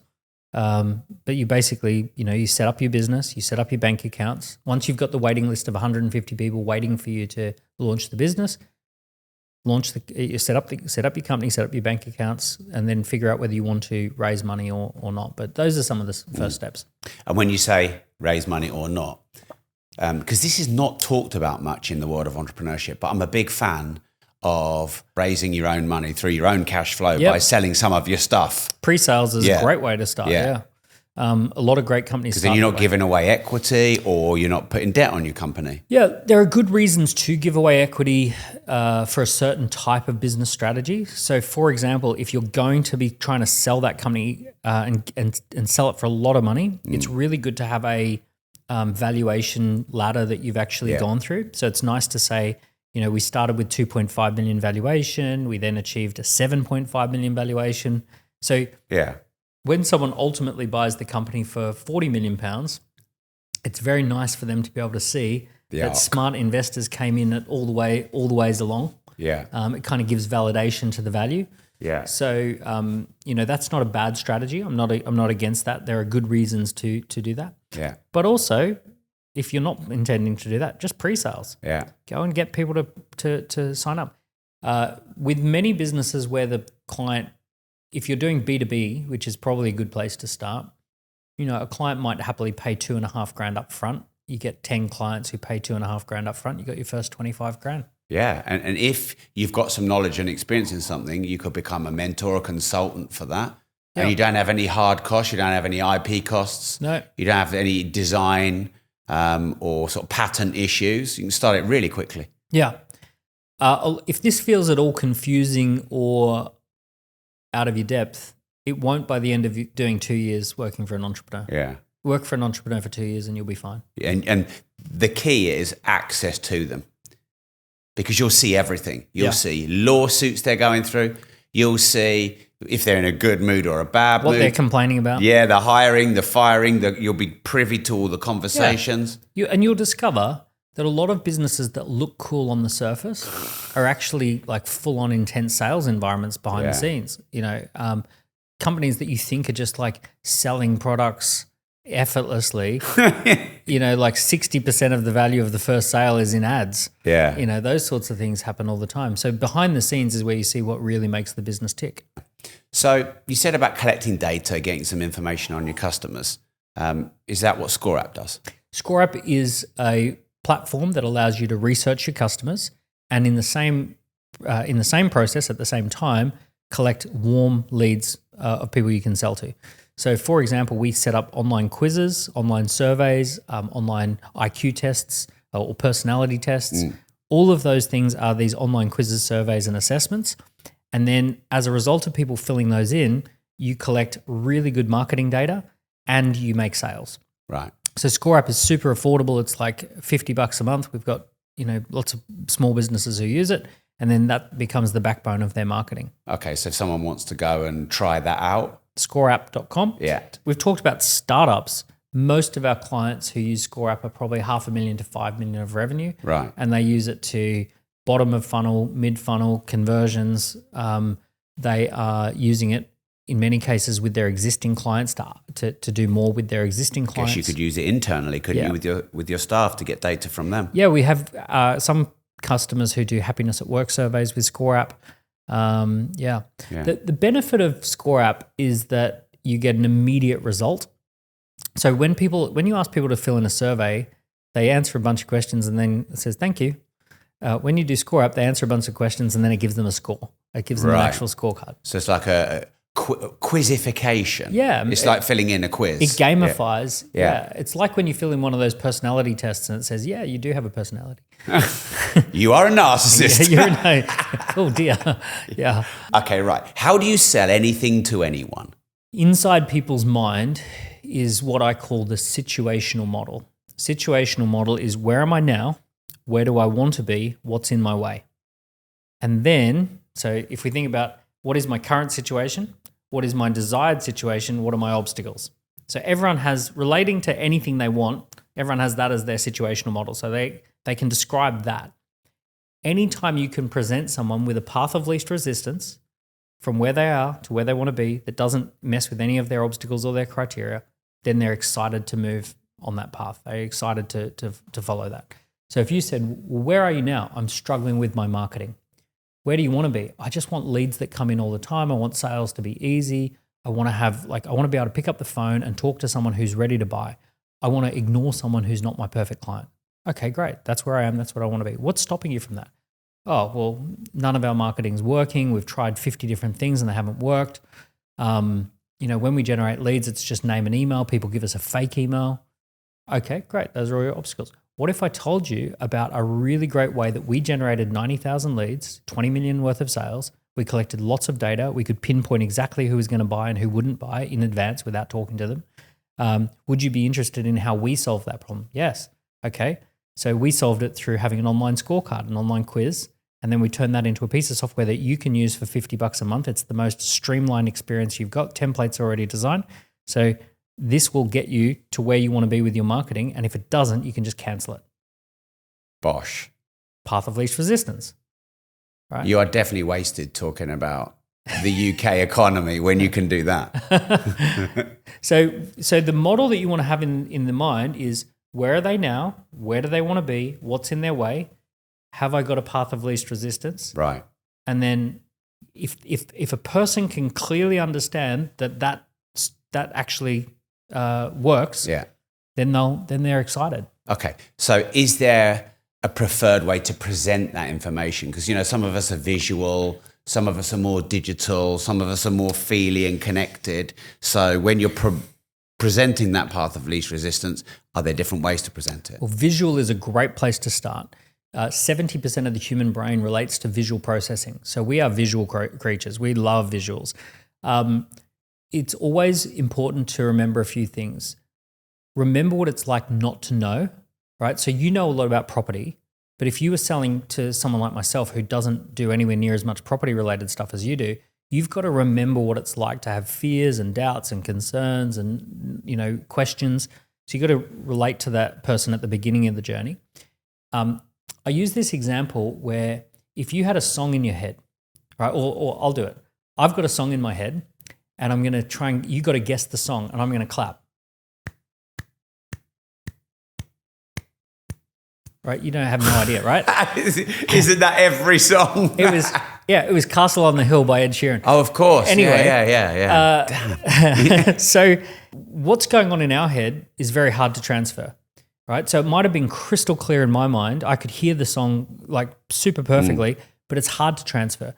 So you got to remember that for the person who's trying to buy, they don't know what's going on in your head. You can hear the music, they can't hear the music. You can see it, they can't see it. So you got to try and use as much as you possibly can to make it obvious for people through visuals, through audio, through diagrams, through animation, through posters, through having methods and models, right? Make it super, super easy. Assume that they cannot hear that music inside your head, when you're selling to people. So anything at all that speeds that along Perfect.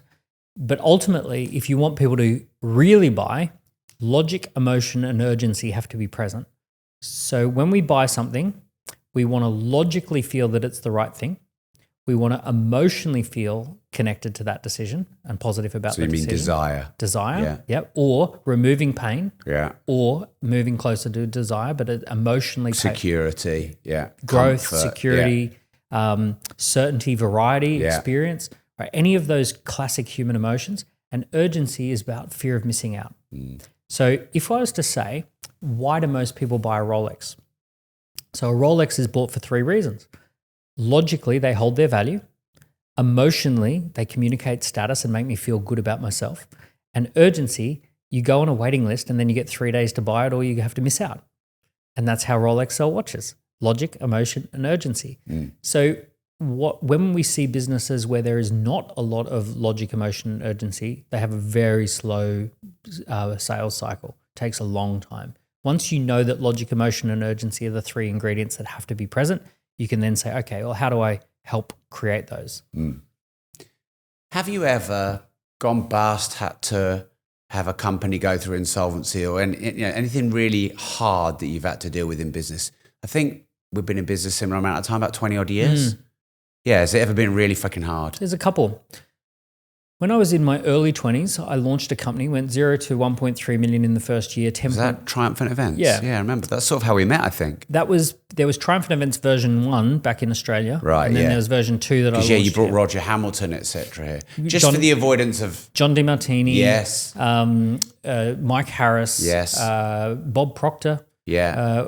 So we actually had, So Daniel and I really are friends and really have been friends for 20 years. Yeah, exactly. I didn't get you on this just because you blew up on Gary Stevenson and Stephen Bartlett. No. So look, the first version was we went from 1.3 million in year 1 to 10.7 million in year 3. And UK pounds. No, Australian, yeah. right? Which was, about half that. Yeah. And I had 80% of my revenues coming from one relationship, one partnership. And they offered to buy my company when I was 24 years old for $14 million. And in order to do the deal, I had to go and present to their board. And I flew over to Perth with Glenn, my now business partner. And while we were flying over there, we really discussed some key issues that we thought that this company weren't doing well and that could be catastrophic for their business, stuff we had picked up on the ground. And we didn't feel that they were being as ethical as they could be, and that there was a situation where they're bringing people on as franchisees that were never going to be successful and taking franchise fees from people that we thought were not good selected choices. So we were talking about better selection and things like that and how to improve their ability to select franchisees that would succeed. They left us sitting in a waiting room 2 days before Christmas for 8 hours before inviting us into the boardroom. And by this stage, we're tired and furious at them. We went into that board meeting and just unleashed.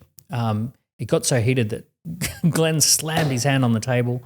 And we had this explosive fight with them. And basically we broke up. So I had $14 million in the bag ready to go. And then, and I just had to present the deal, and we ended up having a big fallout.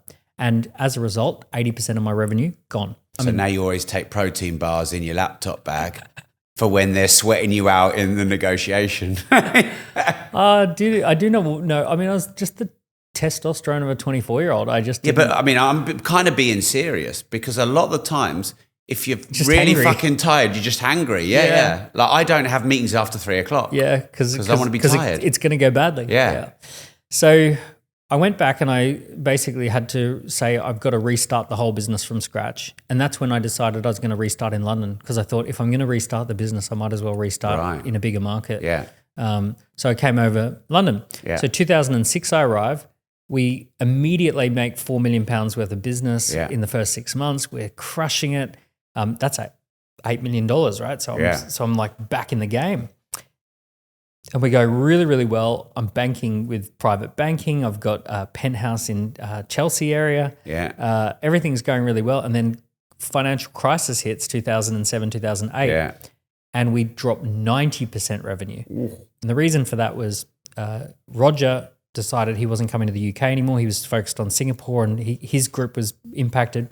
And John DiMartini, he was basically going to stay in Texas, and a couple of other things. So it wasn't even market driven. It was just our main supply all of our supply side. So you made the same mistake twice. Yeah, basically. You too reliant on a couple of names again. And I realized that I was running a brokerage model business, right? And twice I'd basically been hit with this same issue. Yeah. And that's where I said, I've got to own my own assets. I have to have my own intellectual property. I have to have my own book. I have to have my own videos. I've got to build my own brand.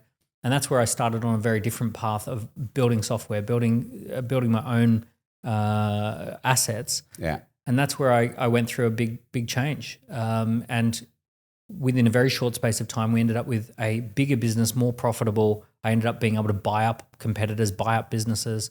So I've now bought and sold, I don't know, maybe a dozen companies. I currently have 7 different companies that I own. And they're built on the same principles that I learnt during those really tough times. What's Stephen Bartlett really like? Amazing. Yeah. Whatever you've heard negative about him in the press, total bullshit. He's. What do they say about? I don't know. I don't really read the press, but so what do they say about him as negative? That he's exaggerated his success and he's done this and he's done that. This and that? He's had guests on there that he shouldn't have had on there, guests who talk about health issues that shouldn't be talking about health issues. Look, the thing I'll tell you about Stephen is he's lovely, humble, warm, personable, softly spoken, great listener. He's crazy smart. He has sat down with 400 very interesting people over the last few years and intently listened to them. That's a level of experience you couldn't buy. And one of the best things about being an interviewer on a podcast. Yeah. He knows more about most topics than most people in the hot seat. So why do you think Stephen is so successful? He's charming, he's charismatic, he's incredibly hardworking, like crazy hardworking. The guy pushes himself to the limits. He's a good negotiator, he's a good listener. He builds high performance teams. Yeah. One thing I'll tell you about his team, there's about 30 people who work on Diary of a CEO. So for his podcast only, he's got 30 staff working on it. It's one of the biggest podcasts in the world now. And then the other super smart thing he's done is he's used his influence to gain equity. So he owns ownership in all these companies now because he's been able to either invest or trade influence for equity. Some of the most successful British brands that have come up recently, he's involved in. Like which ones? Huel, Whoop. Right. Some technology companies. Does he advise them, or he advises them? He makes introductions for them. Yeah. So he's super smart. Yeah. Do you think he controlled the interview well enough with you and Gary Stevenson? I think it was a bit of a shock to him because he's never done that style of interview before. So this was a first for Diary of a CEO. Yeah. Normally, it's a very easy to control environment. It's questions and answers and all that sort of stuff. But it all spiraled really quickly. You got to remember, very rapidly, I'm talking and Gary's just firing questions at me. And interrupting you and talking over you. Boom, yeah. Take me here, take me there. Yeah. And you can see me, I'm almost laughing. I'm like, this is really funny how this is not what I expected at all. I thought we'd have a bit of a discourse. Yeah. And I saw the look on Stephen's face is like, oh shit, what am I meant to do in this situation? Yeah. Do I break it up? Yeah. But because I'm smiling and because I'm talking, I think Stephen kind of looked at me for do you want me to break this up? And I'm like, I'm fine with it, Yeah. You got to remember, I've got 3 kids under 10. I get them ready for school every morning. That ain't shit. Yeah. Gary's a breeze. Yeah. I'm fine with people arguing with me. Yeah. Gary was trying to drag me to an extreme point of view. And I'm like, I don't have an extreme point of view. Yeah. I don't want to go down that path because that's not what I truly think. Which is honest. Yeah. I truly do believe that rich people should pay more taxes than... But they do already. They do already, right? I also believe that... I also believe that the economy is not working for enough people. It should be working for more people. Yeah. We can't have an economy that just works for the lucky few. I really believe that. We need an economy that doesn't require you to be a freaking elite entrepreneur who's lucky as well in order to just own a house and have a family. We need everyone to feel comfortable they can own a house and have a family. I want that. So when Gary's kind of like dragging me off to, or even in this conversation where you've sort of said, oh, billionaires are awesome. I didn't say that, I don't think. Let's get billionaires to like advise government. Yeah, Yeah, but I did put context. I said later in life, billionaires who want to give back. The good ones. Yes. The goodies. Yeah, because there are good ones. Yeah. Yeah. So I think if there's one thing I've probably really learned, it's that running this economy in the UK is probably the most difficult job in the world. And, for all the flaws of Labour policy or Conservative moving over to the left or whatever, it's a poison chalice of a job. Oh, who would want it? Yeah, people, thousands of people are like, Rob, you should be Prime Minister. No way I'd be shit at it. I've got some good ideas. And even if I was good at it, why would I want it? Yeah, because then you couldn't run your businesses. What's the prize for the winner? Yeah.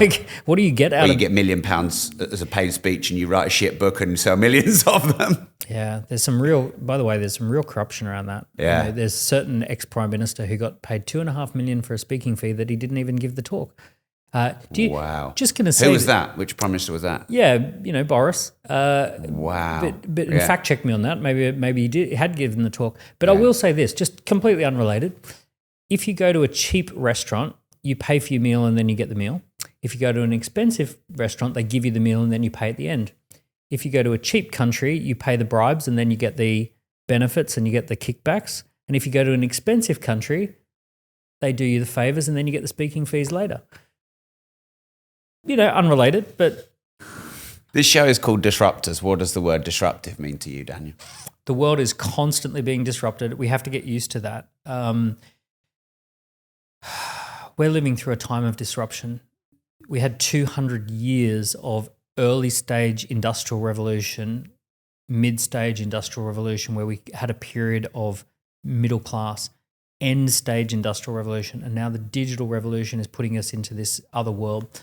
We're living through a time where AI is going to interrupt everyone's industries, everyone's jobs, everyone's businesses. Robots are coming. We're going to have an iPhone moment with robots, where suddenly a company says, hey, you can have these robots and they'll do all these things. And suddenly, we'll have an iPhone moment where it goes from a weird thing to a very mainstream thing to have robots. Wow. In essence, what you're describing is what we're all experiencing. Our lives have gone from quite stable in the 90s and 80s and 70s to, everything feels like every 5 years, it feels like we have to reinvent ourselves.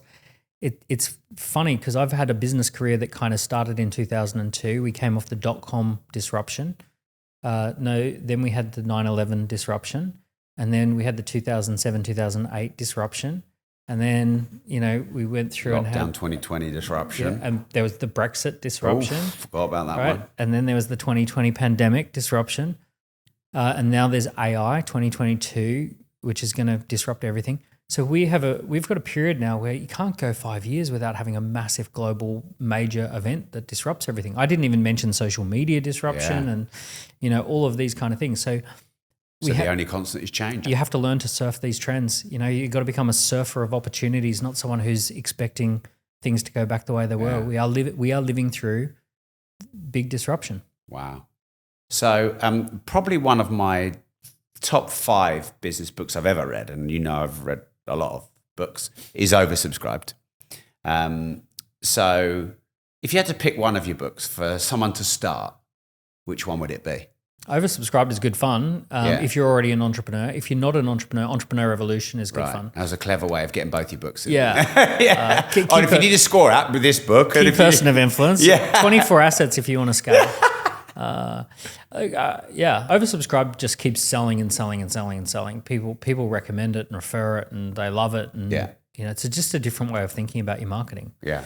And then following you on social media, where are you most active? If you want to see the polite version, it's LinkedIn. If you want to see the gloves off, it's X. Right. Oh, so you do change it accordingly. Yeah, definitely. Yeah. LinkedIn is a bit more sterilized. So you're a bit more of a lefty on LinkedIn then? No, I'd say I've got my suit on. I'd probably need to learn from you then because I haven't. Also an Instagram at Daniel Priestley. Yeah. Yeah. So and also be careful. There are fake accounts out there, as there are with you as well. So I never message people unsolicited. I never share opportunities with people unsolicited. If I'm messaging, it's all public, and there's no underscores or any weird things, hyphens or any of that sort of stuff. It's just at Daniel Priestley. Thank you very much. Now, I've been on a mission for 17 years to help as many people on this planet get better financial knowledge. If, like me, you'd like to make, manage and multiply more money, I recommend that you join my digital financial freedom platform. It's really easy to join. You just type in rob.team. There you're going to learn my 4 M's of making, managing, maintaining and multiplying more money. And the even better news is there's no risk to you because it costs less than 20 pence a day to join. You can cancel anytime. Join right now. I'll also give you my 12-week Money Mastermind University completely for free. It exposes the banking system and teaches you how to play them at their own game. If you join rob.team right now, you get that completely for free. Just type in rob.team. We'll see you inside with the 10,000 other members in rob.team.